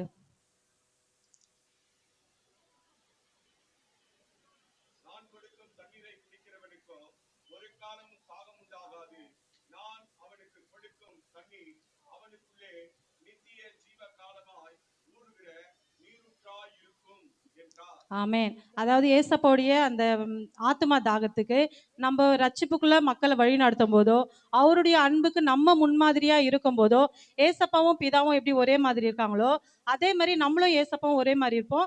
ஏசப்பா பிதா நம்ம 3 பேரும் ஒரே ஒரு ஆவில உலாவுற தேவனா இருப்போம். அப்ப ஏசப்பாக்கு நம்ம ஊழியம் செஞ்சு ரட்சிப்புக்குள்ள ஒரு ஆத்மாவை கொண்டு வரும்போது அவருடைய அன்பை நம்ம வெளிப்படுத்தும் போது ஏசப்பா நம்மளும் சும்மா விடுகிற தேவனா இல்ல. ஏசாயா 41:17 பிரகாரமாக அந்த சிறுமியும் எளிமையா இருக்கிறவங்களுக்கு தண்ணீரை தேடி அது இல்லாம இருக்கும்போது ஏசப்பா அவர்களுடைய எப்படி சொல்ற நமக்கு வந்து தாகம் அப்படின்றது நம்ம ரட்சிக்கப்பட்டு நம்ம ஆவிக்குரிய ரீதியில வரும்போது நமக்கு தாகம்ன்றது எப்படின்னாக்கா ஒரு சிலருக்கு வந்து வீடு வாங்குறது தான் பெரிய தாகமா இருக்கும், ஒரு நல்ல வேலை கிடைக்கிறது தான் பெரிய தாகமா இருக்கும். அவங்களுக்குன்னு ஒரு ஒரு தேவை இருக்கும். இல்ல என் பொண்ணுக்கு கல்யாணம் ஆகணும், என் பொண்ணுக்கு வந்து திருமண காரியத்துல பெரிய தடையா இருக்குது, இல்ல அதுக்கப்புறம் வந்து குழந்தை பிறக்கணும், அது நிறைய காரியம் வந்து தாகமா இருக்கும் நமக்கு நம்முடைய ஆவி ரீதியா பார்க்கும்போது. ஸோ ஏசப்பா என்ன சொல்றாரு அப்படின்னாக்கா அவருடைய ஆத்மா தாகத்தை நம்ம தீர்க்கும் போது அந்த சிறுமியும் எளிமையுமா இருக்கும்போது ஜபத்தில் நம்ம எதெல்லாம் கேட்கிறோமோ அந்த அவர் அதுக்கு செவி கொடுத்து இஸ்ரவேலின் தேவனா இருக்கிற அவர் எப்படி இருக்கிறார்னா நமக்கு இஸ்ரவேலின் தேவனா இருந்து நம்ம கைவிடாம இருப்பாரு. அவர் வந்து கொடுக்குற தண்ணீர் வந்து நமக்கு நித்திய ஜீவனா மட்டும் இல்ல, நமக்கு நித்திய கீடமாவும் இருக்கும். ஏன்னாக்கா அவர் மாம்சத்துல வெளிப்படும் போது அவர் நினைச்சிருந்தாக்கா இஸ்ரவேல் ஜனங்களை கொண்டு வரும்போது அந்த தண்ணீரை வந்து மாறாவின் தண்ணீரை மதுரமா மாத்தினாரு. அதே மாதிரி ஆகாருக்கு வந்து ஆகாருடைய மகளின் சத்தத்தை வந்து கேட்டு துறவண்டியை காமிச்சாரு. சிம்சோன் வந்து அந்த கேளைக்குள்ள இருந்து பள்ளத்தாக்கின் வழியா தண்ணீர் வர வச்சு அவரை உயிர்ப்பிக்க வச்சாரு. இவ்வளவு செய்த தேவன் வந்து அவருக்கு அவருடைய தாகத்தை தீர்த்துக்க முடியும். ஆனா இருந்தாலும் அவர் எப்படி நமக்கு ஒரு முன்மாதிரியா இருந்துட்டு போனாரோ அதே மாதிரி நம்மளும் வந்து அடுத்த கிறிஸ்தவர்களுக்கு ஒரு முன்மாதிரியா இருந்து ஏசப்பாவுடைய தாகத்தை தீர்க்கும்படியா ஏசப்பா வந்து நம்ம கிட்ட எதிர்பார்க்கிறாரு. கர்த்தர் தாமே இந்த வார்த்தையை ஆசீர்வதிப்பாராக. Praise the Lord. Hallelujah. Hallelujah. நம்ம எல்லாரும் ரொம்ப சோர்வா இருக்கிறோம். எழுந்து நிற்கலாம். எழுந்து நின்று காணிக்கைக்கு ஒரு பாடலை பாடும் பொழுது கர்த்தருக்கென்று காணிக்கை செலுத்தலாம். கொஞ்சம் எழுந்தீங்கன்னா கொஞ்சம் ஃப்ரீ ஆயிடுவீங்க. கொஞ்சம் எழுந்து நின்று நாம் கர்த்தரை மகிமைப்படுத்தலாம். ஒரு பாடலை பாடும் பொழுது கர்த்தருக்கென்று காணிக்கை செலுத்தலாம். மத்தியிலே ஜான் ஸ்டீஃபன் வந்து ஒரு பாடலை பாடும்படி அன்போடு நான் கேட்டுக்கொள்ளுகிறேன். Thank you, Jesus.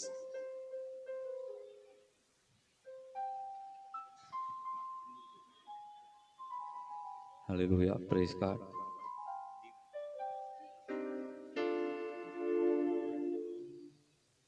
அன்பு கூறுவே இன்னும் அதிகமாய் ஆராதிப்பேன் இன்னும் ஆர்வமாய். அன்பு கூறுவேன் இன்னும் அதிகமாய் ஆராதிப்பேன் இன்னும் ஆர்வமாய். உம்மை முழு உள்ளத்தோடு ஆராதிப்பேன் முழு பலத்தோடு அன்பு கூறுவே. ஆராதனை ஆராதனை எங்கள் ஆராதனை ஆராதனை. அல்லேலூயா ஆராதனை ஆராதனை ஆராதனை ஆராதனை. எபினேசரே எபினேசரே இதுவரையில் உதவி நீரே. எபினேசரே எபினேசரே இதுவரையில் உதவி நீரே. உம்மை முழு உள்ளத்தோடு ஆராதிப்பே முழு பலத்தோடு அன்பு கூறுவே. ஆராதனை ஆராதனை ஆராதனை ஆராதனை ஆராதனை ஆராதனை ஆராதனை ஆராதனை. எல்ரோயி எல்ரோயி என்னை கண்டீரே நன்றி ஐயா. எல்ரோயி எல்ரோயி என்னை கண்டீரே நன்றி ஐயா. என்னை கண்டீரே நன்றி ஐயா. உம்மை முழு உள்ளத்தோடு ஆராதிப்பே முழு பலத்தோடு அன்பு கூறுவே. ஆராதனை ஆராதனை ஆராதனை ஆராதனை. அல்லேலூயா ஆராதனை ஆராதனை ஆராதனை ஆராதனை. யெகோவா ரப்பா யெகோவா ரப்பா சுகம் தந்தீரே நன்றி ஐயா. யெகோவா ரப்பா யெகோவா ரப்பா சுகம் தந்தீங்க நன்றி ஐயா. சுகம் தந்தீங்க நன்றி ஐயா. உம்மை முழு உள்ளத்தோடு ஆராதிப்பே முழு பலத்தோடு அன்பு கூறுவே. ஆராதனை ஆராதனை ஆராதனை ஆராதனை உமக்கு ஆராதனை ஆராதனை ஆராதனை ஆராதனை. அன்பு கூறுவே இன்னும் அதிகமாய் ஆராதிப்பே இன்னும் ஆர்வமாய் அன்பு கூறுவே இன்னும் அதிகமாய் ஆராதிப்பே இன்னும் ஆர்வமாய்.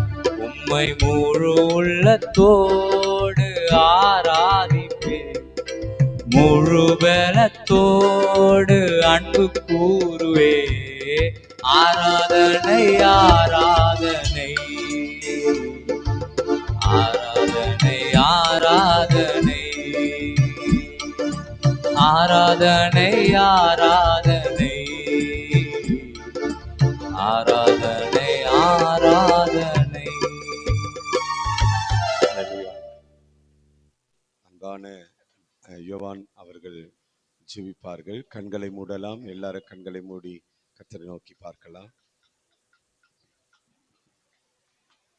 எங்களை நேசிக்கிற அன்பு தகப்பனே, அப்பா இந்த வேளையில கர்த்தாவே உம்மை நினைத்து பார்க்கும்படியாக தேவன் நீர் சிந்திய இரத்தத்தை, நீர் எங்களுக்காக கொடுக்கப்பட்ட ஒரு பொக்கிஷமாய் இந்த நேரத்திலே கர்த்தாவே நாம் உங்களை எண்ணி பார்க்கிறோம். அப்பா, உம்முடைய கரங்களிலே ஆணிகள், உம்முடைய கால்களிலே ஆணிகள், உம்முடைய தலையிலே முள்முடி கிரீடம். ஆனால் தேவனே, வலியையும் கிரீடமாய் ஏற்றுக்கொள்ற ஒரே தேவன் எங்களுக்காக நீர் மட்டுமே ஆண்டவரே. அப்ப அந்த நேரத்தில் நீர் சிந்திய ஒவ்வொரு இரத்தத்திலும், ஒவ்வொரு துளி இரத்தத்திலும் எங்களை பாவங்களை நாங்கள் பார்க்கிறோம் ஆண்டவரே. எங்கள் பாவங்களை கழுவுகிற தேவனாய் நீர் மாத்திரமே இருக்கிறீர் ஆண்டவரே. அப்பா, இந்த நேரத்தில் தேவன் நீர் எங்களுக்கு செய்த எல்லா காரியத்திற்காகவும் நாங்கள் நன்றி செலுத்துகிறோம் கர்த்தாவே. இந்த நேரத்தில் கர்த்தாவே, நாங்கள் கேட்டுக்கொண்டிருக்கிற ஒவ்வொரு வார்த்தையும் எங்கள் வாழ்க்கையிலே கர்த்தாவே நாங்கள் அதன்படி வாழ எங்கள் வழிநடத்தல் படி கர்த்தாவே நீர் எங்களை வழிநடத்தும்படியாய் ஜெபிக்கிறோம் கர்த்தாவே. நீர் எங்களோடு இரும், எங்களை பலப்படுத்தும் கர்த்தாவே. கொடுக்கப்பட்ட காணிக்கைக்காக நாங்கள் ஜெபிக்கிறோம் கர்த்தாவே. கொடுத்த ஒவ்வொரு கரத்தையும் தேவனீர் ஆசீர்வதிப்பீராக. இன்னும் பல மடங்கு அவர்கள் உம்முடைய ஆசீர்வாதத்தினாலே பழுகி பெருகி இன்னும் மென்மேலும் வளர நீர் வாழ்த்தும் ஆண்டவரே. இந்த நேரத்தில் உங்களை நிறுத்திக் கொள்கிறோம். இன்னும் இருக்கிற வார்த்தைகளுக்காக நாங்கள் ஜெபிக்கிறோம். தேவன் நீர் தாமே கூடவே இருந்து எங்களை வழிநடத்தும் ஆண்டவரே. நன்றியோடு ஜெபிக்கிறோம் கர்த்தாவை, இயேசுவின் நாமத்திலே ஆமென்.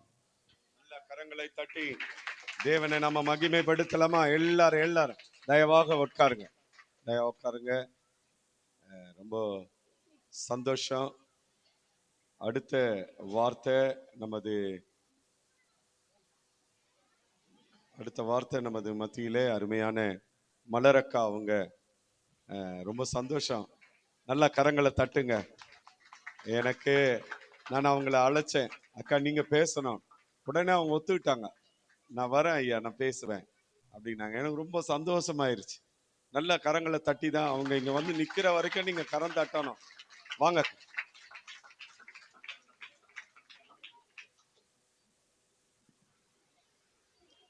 ஹல்லேலூயா, பிரைஸ் தி லார்ட். கர்த்தர் பரிசுத்த நாமத்துக்கு ஸ்தோத்திரம் உண்டாவதாக.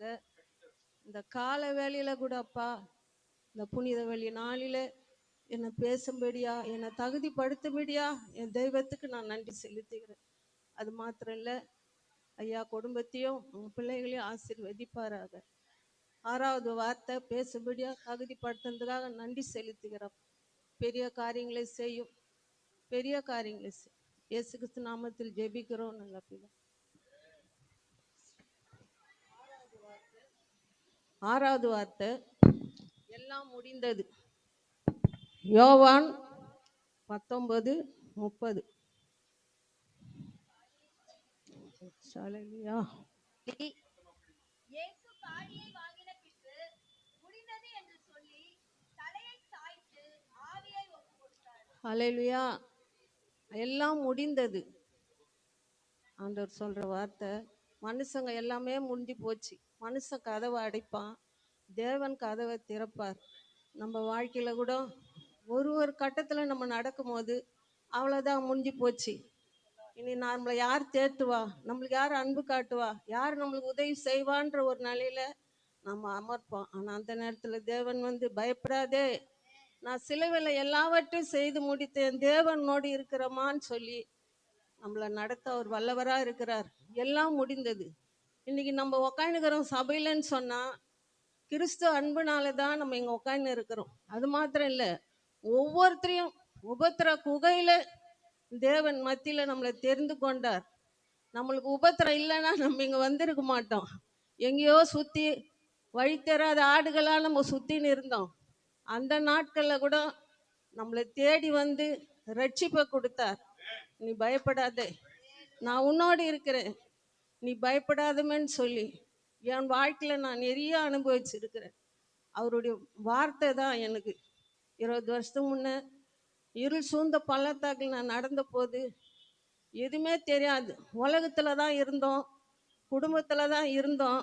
அந்த நேரத்துல தேவன் என்னை சுத்தி சுத்தி ஒரு சத்தம். நான் சாதா மனுஷனை வந்து கூட்டிருந்தா எனக்கு வந்த இழப்புலாம் நான் மறந்து போயிட்டு இருப்பேன். ஏசப்பா யாருன்னு தெரியாத போயிட்டு இருப்பேன். ஆனா அப்படி இல்லை. என் தேவன் என்னை தேடி வந்தார். என்னை தேடி வந்து நீ பயப்படாதன்ற ஒரு சத்தம் என்னை சூழ்ந்தது. யாரோ சொல்றாங்களே, யார் அது யார் அது தெரியல. அந்த வேலையில அப்புறம்தான் எனக்கு தெரிஞ்சுது, இந்த வார்த்தை ஏசப்பா நம்ம கூட இருக்கிறாரு. அவர் தான் நம்ம கூட. எல்லாமே போயிடுங்க. நம்மளை பாசமா நேசித்தவங்க, நம்ம கூட அன்பா இருந்தவங்க, நம்ம உறவு சொந்த பந்தம் எல்லாமே போயிடுச்சு. ஆனாலும் என் தேவன் ஒருவர் மாத்திரம் நான் கூட இருக்கிறேன். பயப்படாத அப்பா. நாங்கள் சூழ்ந்த பள்ளத்தாக்கில் இருந்த போது நான் உனக்கு சத்ருவே, நீ சந்தோஷப்படாத. நான் விழுந்தாலும் எழுந்திருப்பேன். கர்த்தர், நான் இருளில் இருந்தாலும் கர்த்தர் எனக்கு வெளிச்சமா இருக்கிறார். ஒவ்வொரு நாளும் அந்த வார்த்தைங்களை கொடுத்து கொடுத்து தேற்றி எங்களை கொஞ்சம் கொஞ்சமா ஆண்டவர் அன்புக்குள்ள எங்களை நடத்தினார். இந்நாள் வரைக்கும் அவர் அன்பு தாங்க. இன்னைக்கு நம்ம உக்காணிக்கிறோன்னு சொன்னா கிறிஸ்து அன்பு தான். நம்மளை உபத்திர மத்தியில நம்மளை தேடி வந்த தெய்வம். யாரும் நம்மளுக்கு உதவி செய்ய மாட்டாங்க. யாருமே எல்லாமே கேலி கிண்டல். ஆண்டவர் நம்மளை என்ன சொல்றது, அவர் அன்பு தான். இன்னைக்கு நம்ம உக்காந்துக்கிறோன்னா அவர் தயவு தான், அவர் கிருபை தான், அவர் இரக்கம்தான். ஒரு நாள் இந்த பூமியில நம்ம வாழ முடியாது. ஏசாயா 43:3 அதிகாரம்.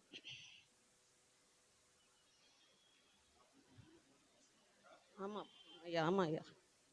நான் இஸ்ரவேலின் பரிசுத்தரும் உன் இரட்சகருமாய் இருக்கிற ஏசாயா 53:3.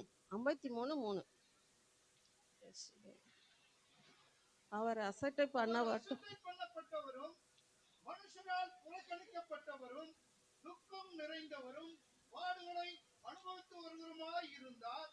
அவரை விட்டு நம்முடைய முகங்களை மறைத்துக் கொண்டோம். அவர் அசட்டை பண்ணப்பட்டவராய் இருந்தார். அவரை எண்ணாமல் போனோம். அல்லேலூயா.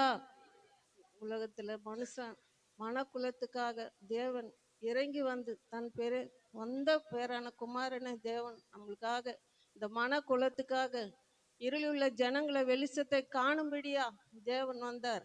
தேவன் வந்து அவருக்கு வந்த பாடுங்களை பாருங்க. அவருக்கு எவ்வளவு பாரு, மனுஷலா அரிக்கப்பட்டு மனுஷரால் புறக்கணிக்கப்பட்டு அவருக்கு தூசிக்கப்பட்டு துக்கம் நிறைந்தவரா பாட அனுபவித்தருமா இருந்தார்.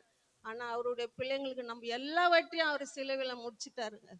சிலுவையில முடிச்சிட்டாரு. எனக்கு பட்ட மரத்துக்கு இந்த பாடு, பச்சை மரத்துக்கு எந்த பாடுன்னு அவர் அன்பா சொல்லும் போது, அப்போ நம்ம மனுஷங்க நம்ம என்ன செய்ய, ஒன்றும் செய்ய முடியாது. தேவனால தான் முடியும், மனுஷனால கூடாது, என் தேவனால கூடும்.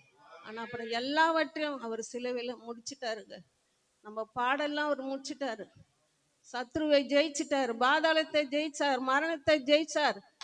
எல்லா வல்லமைகளும் அந்தகார வல்லமைகளும் இயேசுவின் நாமத்துல அவர் முறியடிச்சிட்டாரு, முடிச்சிட்டாரு. நம்ம நினைப்போம் நம்ம வாழ்க்கையில எல்லாம் முடிஞ்சிடுச்சு. நான் நினைச்சேன் எங்க ஜபா போனவனையும் பாசமான பொண்ணு நம்மளை விட்டு போயிடுச்சு, அவ்வளோதான்.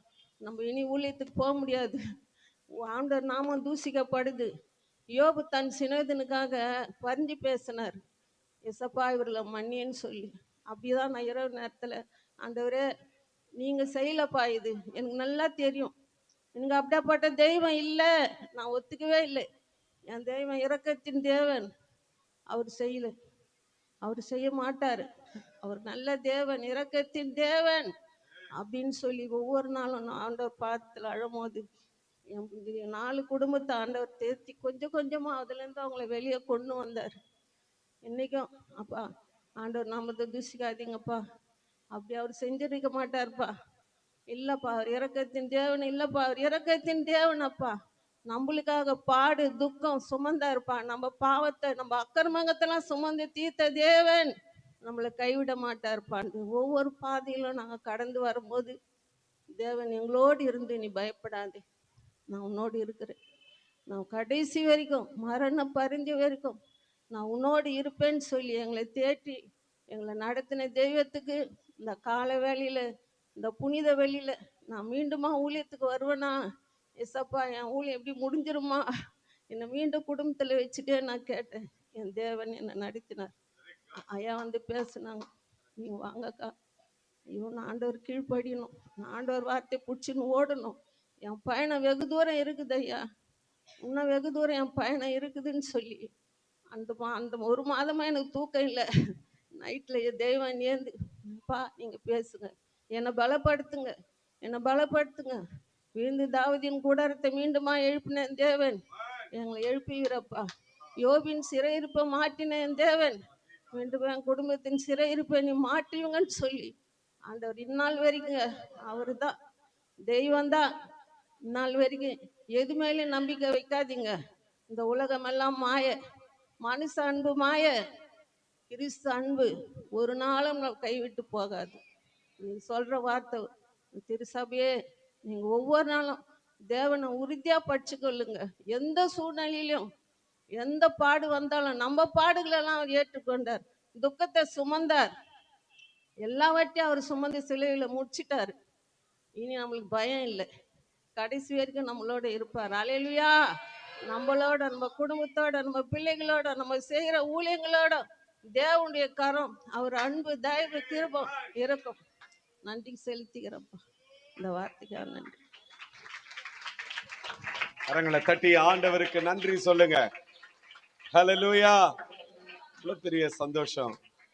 ஆமா, இவ்வளவு துக்கம், இவ்வளவு பாடுகள், எவ்வளவு கண்ணீர், ஆனா அது நடுவுல இருந்து ஆண்டவர் தூக்குறாரு பாருங்க. அவங்க ஒரு வார்த்தை சொன்னாங்க, நான் எழுதி கொண்டே இருக்கும் பொழுது, அக்காவை கூப்பிட்டா வருவாங்களா தெரியலையா, அவங்க ரொம்ப கஷ்டத்துல இருக்கிறாங்களே மனசுல அப்படின்னு சொல்லி நினைச்சேன். ஆண்டு சொன்ன அவங்களுக்கு கூப்பிடுனாரு. அல்லேலூயா. ஆமா, துன்பத்தின் நடுவுல கர்த்தரை அவர்கள் மகிமைப்படுத்தினார்கள். நல்ல கரங்களை தட்டுங்க. Thank you Jesus. தேவனுக்கு மகிமை உண்டாவதாக. அடுத்தபடியாக நம்ம மத்தியிலே கடைசி வார்த்தை, ஒப்புவிக்கிறேன், என் ஆவியை ஒப்புவிக்கிறேன். நம்முடைய அருமையான சிஸ்டர் பிரசிலா அவர்கள். கரங்களை தட்டுங்க.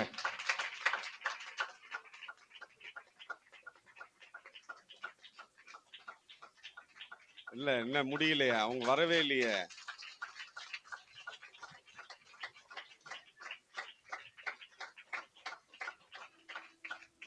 ஒரு கரம் தட்டதுக்கு ஸ்தோத்திரம் ஸ்தோத்திரம் ஸ்தோத்திரம் ஸ்தோத்திரம் அப்படி தட்டணும். கர்த்தருடைய நாமத்திற்கே மகிமை உண்டாவதாக. எனக்கு கொடுத்த வார்த்தை லூக்கா 23:46. இயேசு, பிதாவே உம்முடைய கைகளில் என் ஆவியை ஒப்புவிக்கிறேன் என்று மகா சத்தமாய் கூப்பிட்டு சொன்னார். இப்படி சொல்லி ஜீவனை விட்டார். பாத்தீங்களா, இயேசு கிறிஸ்து யாருக்காக மரித்தார்னு பார்த்தீங்கன்னா நமக்காக தான், உங்களுக்காகவும் எனக்காகவும் தான் மரித்தார். ஆனாலும் அவர் மரிக்க போறாரு, நான் மரிக்க போறேன்னு சொல்லிட்டு ஏசப்பாக்கு தெரியும். ஆனாலும் எவ்வளோ பாடுகள் பார்த்தீங்கன்னா, அவர் அப்பொழுது ஏறக்குறைய 6ஆம் மணி நேரமாக இருந்தது. 9ஆம் மணி நேரம் வரைக்கும் பூமி எங்கும் அந்தகாரம் உண்டாயிற்று, சூரியன் இருளடைந்தது, தேவாலயத்தின் திரைச்சீலை நடுவில் 2ஆக கிழிந்தது.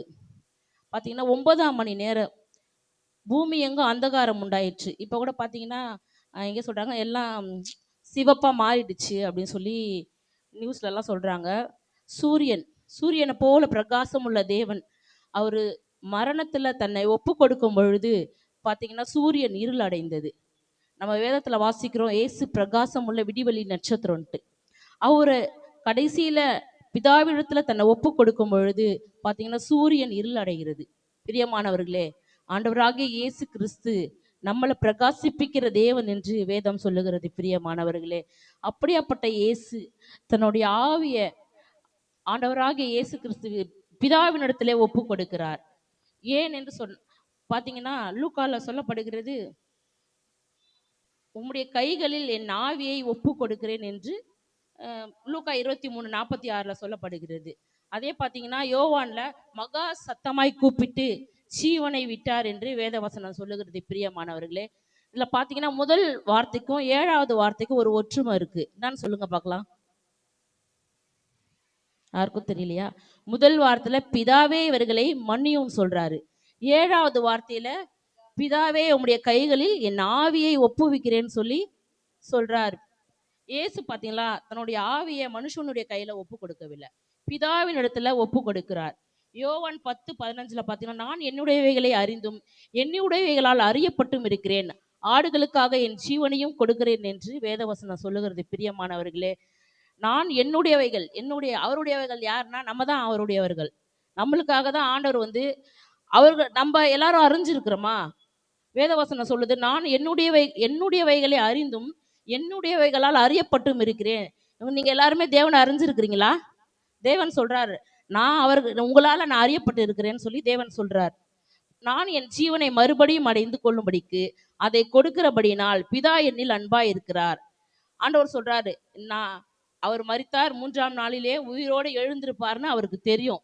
அதனால்தான் இங்க சொல்றார், நான் என் ஜீவனை மறுபடியும் அடைந்து கொள்ளும்படிக்கு அதை கொடுக்கிறபடியால் பிதா என்னில் அன்பா இருக்கு. அதனாலதான் ஏசப்பா மேல பிதா என்ன ரொம்ப அன்பா இருக்கிறார்.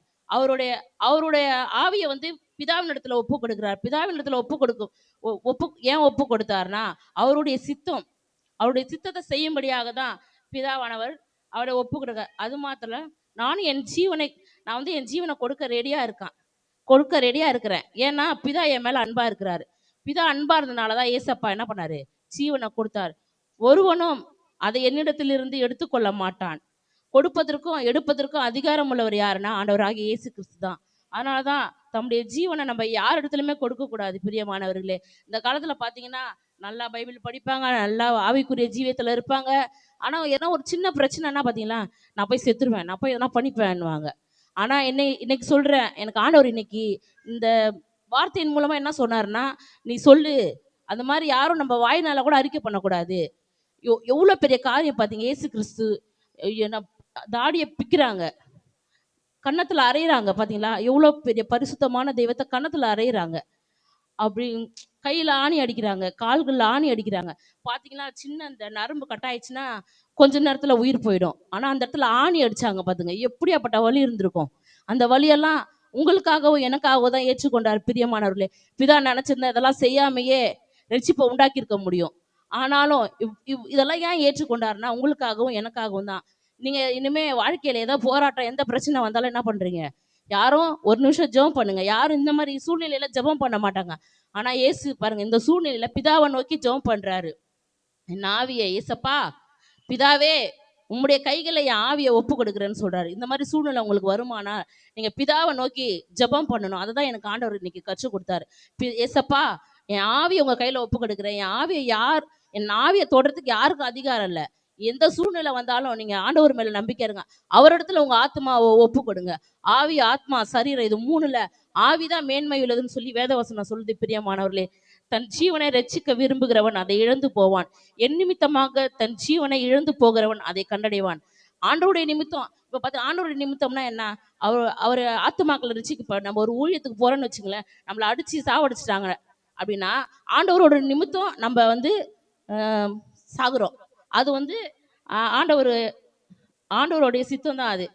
அதனால் அதை இழந்து போகிறவன், என் நிமித்தம் அதை இழந்து போகிறவன் அதை கண்டடைவான்னு சொல்லி வேதவசனம் சொல்லுது. பிரியமானவர், அவருடைய நிமித்தம் நம்ம இறந்தா அது ஆண்டவருக்கு மகிமை தான்.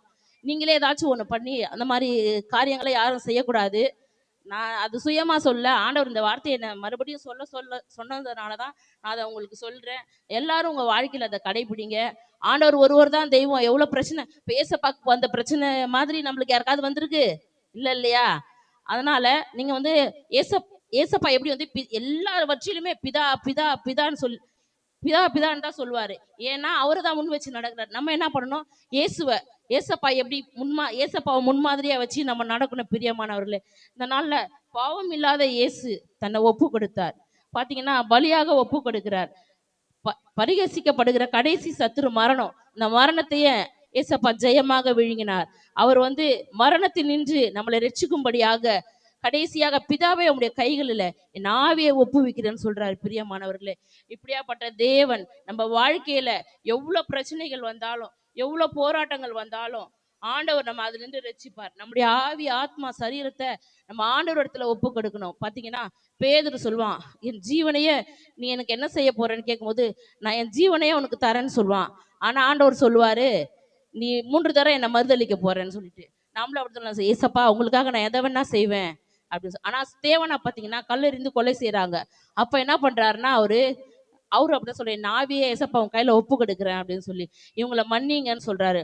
அப்ப பாத்தீங்கன்னா ஒரு நிமிஷம் பரலோகத்தை நோக்கி பாக்குறாங்க. பார்க்கும் பொழுது தேவ தூதர்களும் அவரை எழுந்து வரவேற்கிறாங்களாம். பிரியமானவர்களே, அப்படியாப்பட்ட ஸ்தேவானை போல எந்த சூழ்நிலையிலும் நம்ம ஆண்டவரையே நோக்கி பார்க்கணும். ஏசப்பா எப்படி பிதாவை நோக்கி பார்த்தாரோ அது போல நாமும் ஆண்டவரை நோக்கி பார்க்கணும். பாத்தீங்கன்னா எப்ப பார்த்தாலும் ஏசப்பா எது சொன்னாலும் பிதாவே பிதாவே பிதாவேன்னு தான் சொல்லுவாரு. ஏன்னா நான் வேதவாசனம் சொல்லுது, நான் பிதாவை விட்டு தனியே பிதா என்னை தனியே இருக்க விடவில்லை. நம்ம எந்த நேரமா இருந்தாலும் எந்த சூழ்நிலையா இருந்தாலும் ஏசப்பா ஏசப்பான்னு சொல்லிக்கிட்டே இருக்கணும். பாத்தீங்கன்னா மத்தேயுல 5:6-7 பிதாவே பிதாவேன்னு 17 முறை இருக்குது.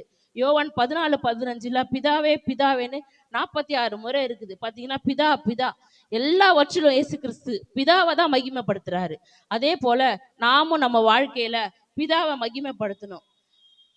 பிதாவை மகிமைப்படுத்தும் போது ஏசப்பா நம்ம வாழ்க்கையில அநேக அற்புதங்களை செய்வார், அநேக நன்மைகளை செய்வார். பிதா இயேசு கிறிஸ்து ஒருவர் தான் மெய்யான தெய்வம். அவரை தவிர வேற தெய்வம் இல்லை.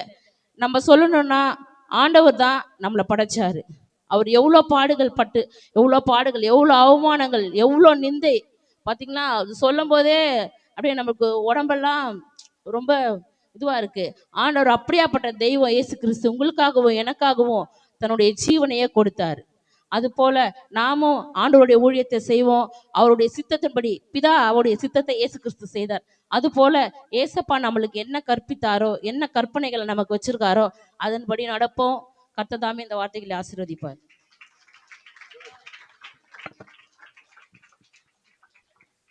God bless you. Hallelujah. யாருக்கெல்லாம் சந்தோஷம்? அல்ல இன்னும் கொஞ்சம் சத்தமா கை உயர்த்தி தூங்குறவங்க எல்லாம் ஒரு அல்லேலூயா சொல்லுங்க. Very good. தண்டா தண்டா அப்படி இல்லைன்னா அது பிரசங்கமே இல்லையே. அல்லேலூயா. யாருக்கெல்லாம் ஆண்டுடைய அன்பை உணர்ந்தீங்க? நம்முடைய அருமையான சகோதரிகள் ரொம்ப அழகா ப்ரெசென்ட் பண்ணாங்க வேர்டை. பட் எனக்கு நல்லா தெரியும் 10 மினிட்ஸ்ன்றது ரொம்ப குறைவானது தான். ஆனால் உங்களை 2 மணி வரைக்கும் உட்கார வைக்கணும் நான். அப்புறம் அவங்களுக்கெல்லாம் அரை மணி நேரம் கொடுத்துட்டேன், 20 நிமிஷம் கொடுத்தேன்னு வச்சுக்க, உங்களை 2 மணி 3 மணி வரைக்கும் உட்கார வைக்கணும். நீங்கள் தாங்க மாட்டீங்க.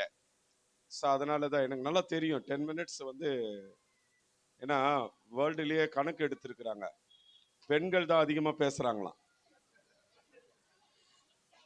காலையில் பார்த்தேன், இந்த ரூபனையாலாம் அந்த 10 நிமிஷத்துல 7 நிமிஷத்துல முடிச்சு கொடுத்துட்டு போறாப்புல. சரி பரவாயில்ல, ரொம்ப சந்தோஷம் அப்படின்னு. ஆனால் வேர்ல்டு கணக்கெடுப்பு சொல்லுது பெண்கள் அதிகமாய் பேசுகிறார்கள்னு. அப்போ நினைச்ச ஆரம்பத்தில் 10 நிமிஷம் இவங்களுக்கு பேச்சாளர்களாச்சே பத்தாதேன்னு நினைச்சேன். ஆனால் ஆண்டவருடைய பெரிய தயவு, தீர்க்கதரிசிகளுடைய ஆவி தீர்க்கதரிசிகளுக்கு அடங்கிற்று என்ற வார்த்தையின்படியே நீங்கள் ரொம்ப அழகாக அதை அடக்கி அழகா வார்த்தையை கொடுத்துட்டீங்க. அல்லேலூயா. முதல்ல என்னது? மன்னிப்பு. பக்கத்துல பார்த்து கேளுங்க, யாரையாவது நீங்க மன்னியாம இருக்கிறீங்களா? அதிகாரமா கேளுங்க, யாரையாவது நீங்க மன்னிக்காம இருக்கிறீங்களா? அல்லேலூயா. அப்படின்னா மன்னிச்சிருங்கன்னு சொல்லுங்க. நான் ஒண்ணு சொல்றேன், இந்த பாருங்க, கவனிங்க.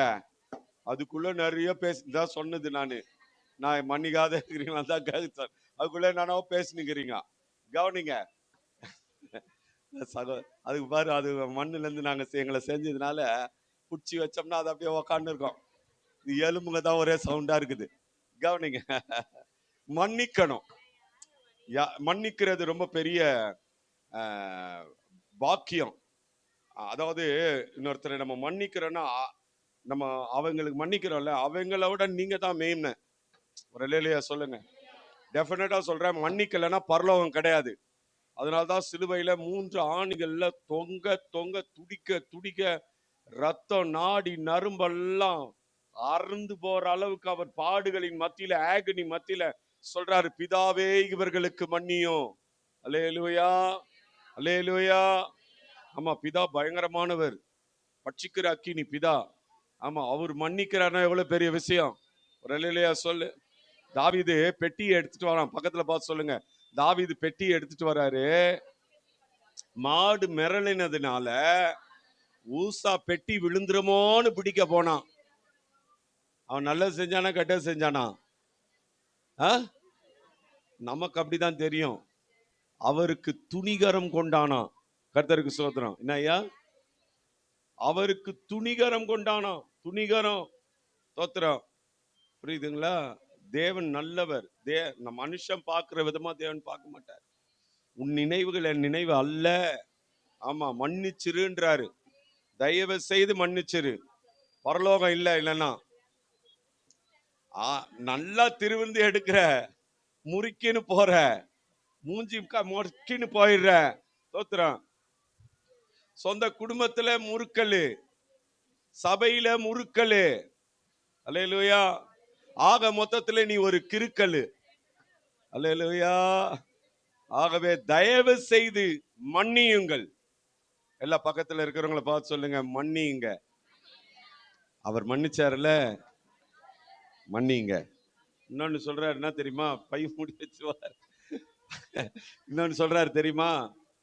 நீங்க எவர்களுக்கு மன்னிக்கிறீர்களோ அவர்களுக்கு அது மன்னிக்கப்படும். நீங்க யார இத மாதிரி யாருங்க உங்களுக்கு ஃப்ரீடம், இத மாதிரி யாருங்க உங்களுக்கு அதிகாரம் கொடுப்பாங்க? பூமியில பாவங்களை மன்னிக்க மனுஷகுமாரனுக்கு தான். அவர் சொல்றாரு, என் பிள்ளைங்க யார மன்னிக்கிறாங்களோ அவங்கள நான் மன்னிப்பேன்றாரு. இதை விட என்ன வேறு பெரிய மேன்மை நமக்கு? ரெண்டாவது என்ன? ரட்சிப்பு. திட்டினவனுக்கு ரட்சிப்பு. சொல்லுங்க. ஆமா, திட்டினவனுக்கு நம்ம என்ன தெரியுமா சொல்லுவோம்?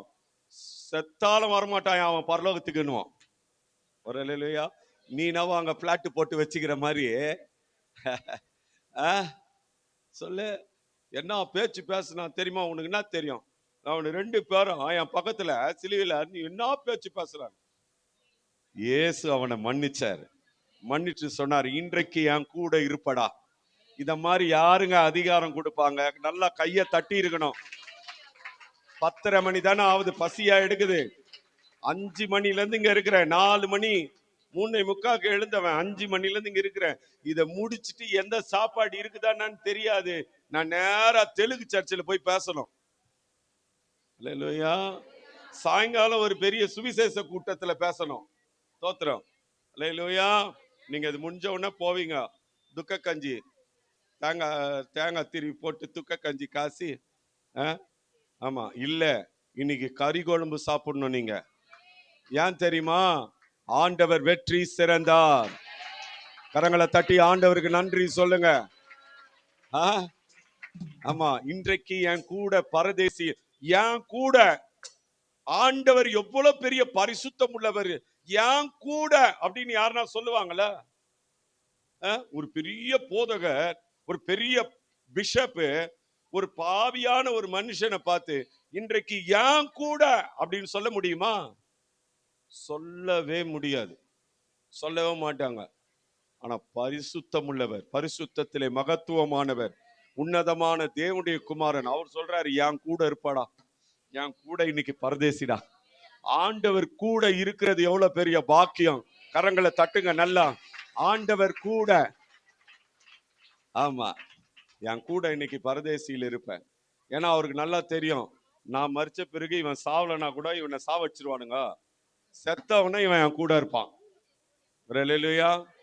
ஆமா, சிலுவையில அறைந்தா எலும்புகளை முறித்து அவர்களை கொன்னுடுவாங்க. சாகலைன்னா அவர்களை எலும்புகளை முறித்து கொன்னுடுவாங்க. ஆமா, அப்படி முறிச்சிருவாங்க. அவ்வளவு பயங்கரமான வலி வேதனையில செத்தே போடுவான். தோத்திரம். ஆனா ஆண்டவர் நல்லவர். ஆண்டவர் எல்லாவற்றையும் இது பண்ணி ஆண்டவர் ஒப்பு கொடுத்து முடிந்தது என்றார். எத்தனை பேரு முடிந்தது என்று சொல்றீங்க? நடுவுல ஒரு அழகான வார்த்தை நம்ம கற்பகம்மா இல்ல, அந்த தாய் தாய் தாய் தகப்பனை கனம் பண்ணணும்னு எவ்வளவு அழகா நமக்கு வேத சத்தியத்தை சொல்லி கொடுத்தாங்க. தாய் தகப்பனை கனம் பண்ணணும். ஆமா, நான் சொல்றேன், தாய் தகப்பனை கனம் பண்றவங்களுக்கு நீடித்த ஆயுள் உண்டு. வேணான்றவங்க மட்டும் கை தட்டிக்கோங்க. வேணான்னா உங்களுக்கு ஒன்றும் பிரச்சனை இல்லை. நாங்க அப்போ கை தட்டுறோம். நாங்க உங்களுக்கு தாய் தகப்பனை கனம் பண்ணினா வாழ்நாள்ல உனக்கு பூமியில நன்மை இருக்கும். ரெண்டாவது, நீடித்த ஆயுசுனால உனக்கு தருவாரு. யாருக்கெல்லாம் தாய் தகப்பனை கனம் பண்ண விரும்புறீங்க, நீடித்த ஆயுசுனால விரும்புறீங்க?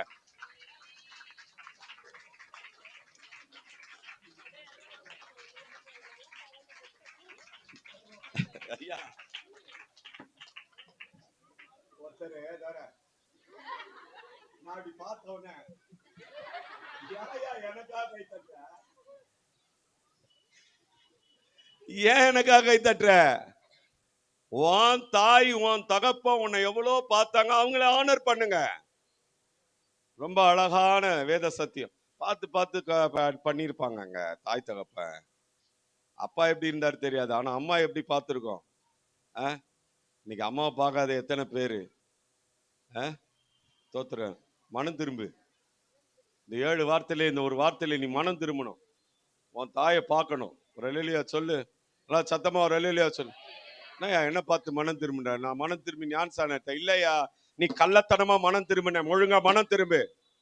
இயேசுவே அவங்க அப்பா அம்மாவை போய் பார்த்தாரு, அவங்க அப்பா அம்மாவை கனம் பண்ணினாரு. நீயும் கனம் பண்ணணும். ஒரு ஆமென் சொல்லு, சத்தமா சொல்லு. அப்பா அம்மாவை ஏசுறவன், அப்பா அம்மாவை பேசுறவன் கல்லெறிந்து கொல்லணும். அவன் கொல்லப்படணுமா? பைபிள் சொல்லுது. அப்பா அம்மாவை திட்டுறவனை கல்லெறிந்து கொல்லணுமா? சாதாரணமா திட்டுறவனை சொல்லுது. இன்னும் அசிங்கமா திட்டுறவனை என்ன பண்ணணும்? ஆட்தொட்டில் இருக்கிற மொத்த கத்தி எடுத்துன்னு வந்து அவனை வெட்டணும். ஒரு அல்லேலூயா சொல்லு, சத்தமா ஒரு அல்லேலூயா சொல்லு. அல்லேலூயா. தாய் தகப்பனை கனம் பண்ணு. ஸ்தோத்திரம். தாகம் நமக்கு வேணும், தாகம் வேணும், ஆத்ம தாகம் நமக்கு வேணும். ஆண்டு தாகத்தை நீங்க தீர்க்கணும். ஒரு ஆமென் சொல்லுங்க. ஆண்டு தாகத்தை என்ன பண்ணணும்? நீங்க தீர்க்கணும். அடுத்தது என்னமா? முடிந்தது. ஆமா, எல்லாம் கம்ப்ளீஷன். நல்ல உங்க வாழ்நாள்ல எல்லாத்தையும் அழகா முடிச்சுட்டு போகணும். ஒரு ஆமென் சொல்லுங்க. ஆமா, உன் பிள்ளை கல்யாணம் பண்ணணும், பொண்ணு கல்யாணம் பண்ணணும், அது குழந்தை பிறக்கணும், பேரம்பேத்தி பார்க்கணும், அந்த பேரம்பேத்தி வந்து அது கல்யாணம் ஆகி கொள்ளு பேத்தி எல்லாத்தையும் பார்த்துட்டு எல்லா உயிரை எடுத்துட்டு நீ போனோம். ஒரு அல்லேலூயா சொல்லு, சத்தமா ஒரு அல்லேலூயா. ஒரு வீட்டுல ஒரு கிராமத்துல நடந்த சம்பவம். ஒரு ஆயாக்கு உயிரை போலியாம். அப்பப்பா இழுத்துக்குமா, அதுக்கு கண்ணு மேல போமா, இழுத்துக்குன்னே இருக்குமா. எல்லா ஊர்ல வந்துருங்களா ஆயா சா போதுறான். நான் கிட்ட வந்து பார்த்த உடனே சாவாதான் அது. அப்புறம் ரொம்ப நாள் கழிச்சுன்னா இது சாவ மாட்டேன்னு சொல்லிட்டு அது நகையை எடுத்துன்னு வந்து பீரோல அது நகையை எடுத்து வச்சிருந்தானுங்களாம் அவங்க மருமகளுங்களாம். அந்த நகையை எடுத்து, அந்த நகைக்கு எவ்வளோ சண்டை, மாமியார் நகைக்கு. ஐயோப்பா ஏசப்பா. எல்லாம் எங்க இருக்கிறாங்கன்னா கர்மேல் கிறிஸ்டியன் சர்ச்சில் தான் இருக்கிறாங்க. ஒருத்தர் கேட்டார், ஐயா இப்படி எல்லாம் ஆளுங்க இருக்கிறாங்களா நம்ம சர்ச்சில்? இருக்கிறாங்க, உனக்கு தெரியாது. ஒரு அல்லேலூயா சொல்லு, சத்தமா சொல்லு. அந்த நகையை கரைச்சி அந்த ஆயா வாயில ஊத்துனாங்க. சும்மா அந்த நகை கரையாது, தண்ணியில அப்படி கலக்கி அது ஊத்துறவன புச்சுக்குன்னு போச்சான். மோளை வச்சு அப்படி டான்ஸ் ஆனானுங்களாம் அந்த ஆயா போனதுக்கு. கரம் எடுத்து ஒரு அல்லேலூயா சொல்லு, சத்தமா சொல்லுப்பா, ஜோரா சொல்லு. எதனா கடிச்சு ஊத்திர போற. அப்புறம் வந்து சொல்லுவாங்க அங்க போய், ஐயா தான் சொன்னார் நான் கரிச்சு ஊத்துனேன், அரளி விதையை கரிச்சு ஊத்திட்டேன். அல்லேலூயா. ப்ளீஸ் எது எவன் ஏதாவது செஞ்சாலும் நான் தான் திட்டு வாங்கினுக்கிறேன்.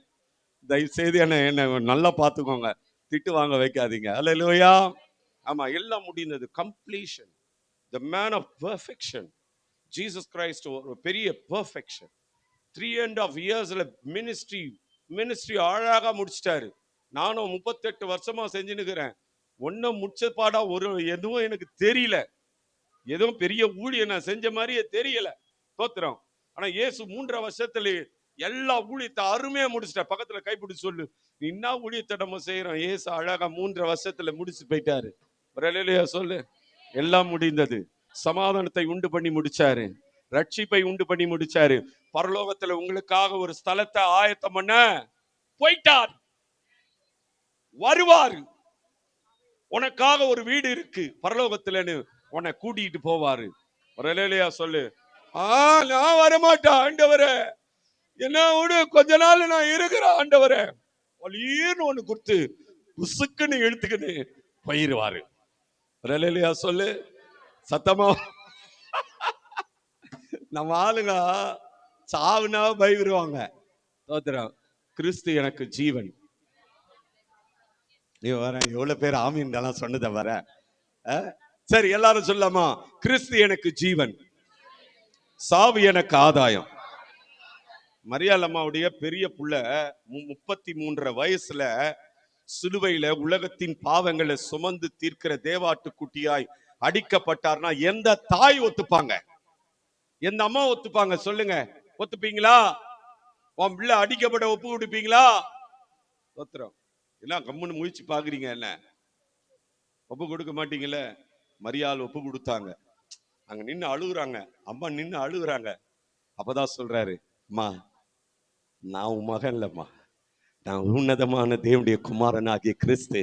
அத பாருமா யோவான், இனி அவன் தாமா உன் புள்ளன்னு சொல்லி ஆண்டவர் ஒப்பு கொடுத்து போனார். கடைசியாக ஒப்புவித்தார். எத்தனை பேர் ஒப்புவிக்கிறீங்க? எத்தனை பேர் ஒப்பு கொடுக்குறீங்க? எல்லாரும் அப்படியே எழுந்து நிற்கலாமா? யாரெல்லாம் வீட்டுல இது கஞ்சி காஸ்ட் வந்துக்கிறீங்க? ஏமா எத்தனை பேர் கஞ்சி காஸ்ட் வந்துக்கிறீங்க? நீ கஞ்சி குடிப்போம் இன்னைக்கு. தேங்காய் எல்லாம் அரைச்சி போட்டு, சீரகம் அதெல்லாம் போட்டு, மிளகெல்லாம் போட்டு கஞ்சி செஞ்சுட்டு வந்துக்கிறோம். உண்மையா சொல்றேன், நம்ம சபதாய ஒரிஜினல் பெந்தகோஸ்தே விசுவாசி. ஏன் தெரியுமா? இப்ப போகும்போதே கறி வாங்கிட்டு போயிடும். கரம் உயர்த்தி ஒரு ஹல்லேலூயா சொல்லுங்க. ஹல்லேலூயா. ஓ thank you Lord. சி மைனரா? என்ன சாங் அது? என்னத்துக்காக பிடிச்சீங்க? என்ன சாங் பிடிச்சீங்க? thank you Lord. ஹல்லேலூயா. என் முழு உள்ளத்தோடு ஆராதிப்பே, முழு வேளத்தோடு அன்பு கூறுவே. கரம் உயர்த்தி ஆராதனை ஆராதனை ஆராதனை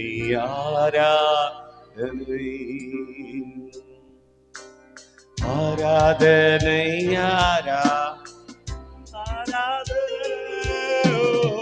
ஆராதனை. எபினேசரே எபினேசரே, இதுவரை உதவி நீரே. எபினேசரே எபினேசரே, இதுவரையில் உதவி நீரே. இதுவரையில் உதவி நீரே. உம்மை முழு உள்ளத்தோடு ஆராதிப்பேன், முழு வேளத்தோடு அன்பு கூறுவேன். ஆராதனை ஆராதனை ஆராதனை ஆராதனை ஆராதனை ஆராதனை ஆராதனை. அம்மா, எங்கேயே இருந்த நம்ம, தாழ்வில் இருந்த நம்ம, தூக்கி எறியப்பட்டிருந்த நம்மள ஒரு குப்பை மாதிரி தூக்கி போட்டுட்டாங்க. ஆனா இயேசு பார்த்தாரு, உன்னை கோபுரமாய் வைத்திருக்கிறார். குப்பையில் இருந்து உன்னை உயர்த்தி கோபுரமா, உன்னை ஆசீர்வாதமா, உன்னை நன்மையாய் இயேசு வைத்திருக்கிறாரே. கரமுயர்த்தி அப்பாவை துதிங்க. ஓ thank you Lord, thank you Lord. எல்ரோயி எல்ரோயி, என்னை கண்டீரே நன்றி ஐயா. எல்ரோயி எல்ரோயி, என்னை கண்டீரே நன்றி ஐயா. ஓ என்னை கண்டீரே நன்றி ஐயா. முழு உள்ளத்தோடு ஆராதிப்பே, பாடு முழு பலத்தோடு அன்பு கூறுவே. ஆராதனை ஆராதனை ஆராதனை ஆராதனை அல்லேலூயா ஆராதனை ஆராதனை ஆராதனை ஆராதனை. உங்களுக்கு எல்லாருக்கும் ஒரு குட் நியூஸ். என்ன பாருங்க, ஒரு நிமிஷம் என்ன பாருங்க. கமிங் சண்டே ரெசரக்ஷன் டே. நான் ஈஸ்டர்னு சொல்லக்கூடாது. ஈஸ்டர் என்கிறது சரியான வார்த்தை கிடையாது, அதை நாம் பயன்படுத்தவும் கூடாது. உயிர்த்தெழுந்த நாள். உயிர்த்தெழுந்த நாளிலே ஞாயிற்றுக்கிழமை கவனிங்க, நாளைக்கு நமக்கு ஞானசான ஆராதனை இருக்கு. ஞானசானத்துக்கு ஒப்பு கொடுக்கிறவங்க நீங்க இந்த ஆராதனை முடிஞ்சோடனே என்னை வந்து பாருங்க. நாளைக்கு காலை 9 மணிக்கு பாஸ்டர் நவநீதன் அவங்க திருச்சபையில ஞானசான ஆராதனை நடக்கும். கர்த்தருக்கு மகிமை. ஆனா சண்டே உயிர்த்தெழுந்த ஆராதனையில நம்ம மத்தியில ஒரு பாஸ்டும் ஒரு பாஸ்டமாவும் வராங்க. 2 பேருமே நல்லா வேத சத்தியங்களை பேசுகிறவர்கள் என்று எனக்கு அறிமுகப்படுத்தப்பட்டார்கள். அவர்கள் நம்மோடு கூட இருக்கிறார்கள். ஆனா ஒண்ணு, ரிசரக்ஷன் டேல உயிர்த்தெழுந்த நாள்ல நான் பேசாம இருக்க முடியுமா? முடியாதுல்ல. அதனால்தான் ஞாயிற்றுக்கிழமை சாயங்காலம் ஒரு பெரிய சுவிசேஷ கூட்டமா நம்ம சபையில வச்சிருக்கிறேன். அந்த கூட்டம் முழுக்க யார் நடத்துவாங்க தெரியுமா? நம்ம சுவிசேஷகர் ஐயாமார்கள் தான் நடத்துவாங்க. செய்தி பாஸ்டர்ல இருந்து நான் அன்னைக்கு ஒரு நாள் மாத்திரம் சாயங்காலத்துல சுவிசேஷகன் ஜான் ரவியாக மாறுகிறேன். ஹல்லேலூயா. ஓ ஆராதனை ஆராதனை, ஓ ஆராதனை ஆராதனை ஆராதனை ஆராதனை ஆராதனை ஆராதனை ஆராதனை ஆராதனை ஆராதனை ஆராதனை. எல்ரோய் எல்ரோய் என்னை கண்டீரே நன்றி அப்பா. எல்ரோய் எல்ரோய் என்னை கண்டீரே நன்றி அப்பா. என்னை கண்டீரே நன்றி அப்பா. என்னை கண்டீரே நன்றி ஐயா. உம்மை முழு உள்ளத்தோடு ஆராதிப்பேன், முழு பலத்தோடு அன்பு கூறுவேன். ஆராதனை ஆராதனை ஆராதனை ஆராதனை அல்லேலூயா. ஆராதனை ஆராதனை ஆராதனை ஆராதனை. எல்லாம் 2 கரங்களை உயர்த்தி, அப்பா சிலுவையில என் மேல வச்ச அன்பினால உயிரையே கொடுத்தீங்களப்பா, நம்ம நேசிக்கிற ஆண்டவரே. எல்லாரும் கரங்களை உயர்த்தி, நம்ம நேசிக்கிறேன்ப்பா, நான் விட வேண்டியதெல்லாம் விட்டு உன் பக்கமா நான் திரும்புறேன்ப்பா. ஆண்டவரே என்னை விடுதலை ஆக்குங்க ஆண்டவரே, என்னை ரட்சியும் ஆண்டவரே, நான் உம்மோடு இருக்கணும்ப்பா. ஹல்லேலூயா. எத்தனை பேர் சொல்றீங்க? ஆண்டவர் சொன்னார், நீ என்னோடு கூட பரதேசியில் இருப்பா, என்னோடு கூட பரதேசியில் இருப்பா. உம்மோடு இருக்கணுமே ஐயா, உம்மை போல் மாறணுமே. உம்மோடு இருக்கணுமே ஐயா, உம்மை போல் மாறணுமே. உலகின் ஒளியா மலை மேல் அமர்ந்து வெளிச்சம் கொடுக்கணுமே, வெளிச்சம் கொடுக்கணுமே. ஓடும் நதியின் ஓரம் வளரும் மரமாய் மாறணுமே. ஓடும் நதியின் ஓரம் வளரும் மரமாய் மாறணுமே. எல்லா நாளும் இலைகளோடு கனிகள் கொடுக்கணுமே. நாங்க எல்லா நாளும் கைலைகளோடு கனிகள் கொடுக்கணுமே. உம்மோடு இருக்கணுமே ஐயா, உம்மை போல் மாறணுமே. உம்மோடு இருக்கணுமே ஐயா, உம்மை போல் மாறணுமே. உலக பெருமை இன்பம் எல்லாம் குப்பையாய் மாறணுமே.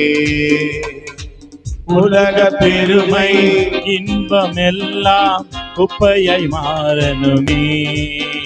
ஓமையின் கண்முன் வைத்து ஓடி ஜெயிக்கணுமே. உமையின் கண்முன் வைத்து ஓடி ஜெயிக்கணுமே.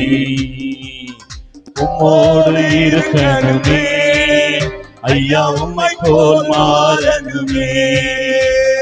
உம்மோடு இருக்கணுமே ஐயா, உம்மை போல் மாறணுமே.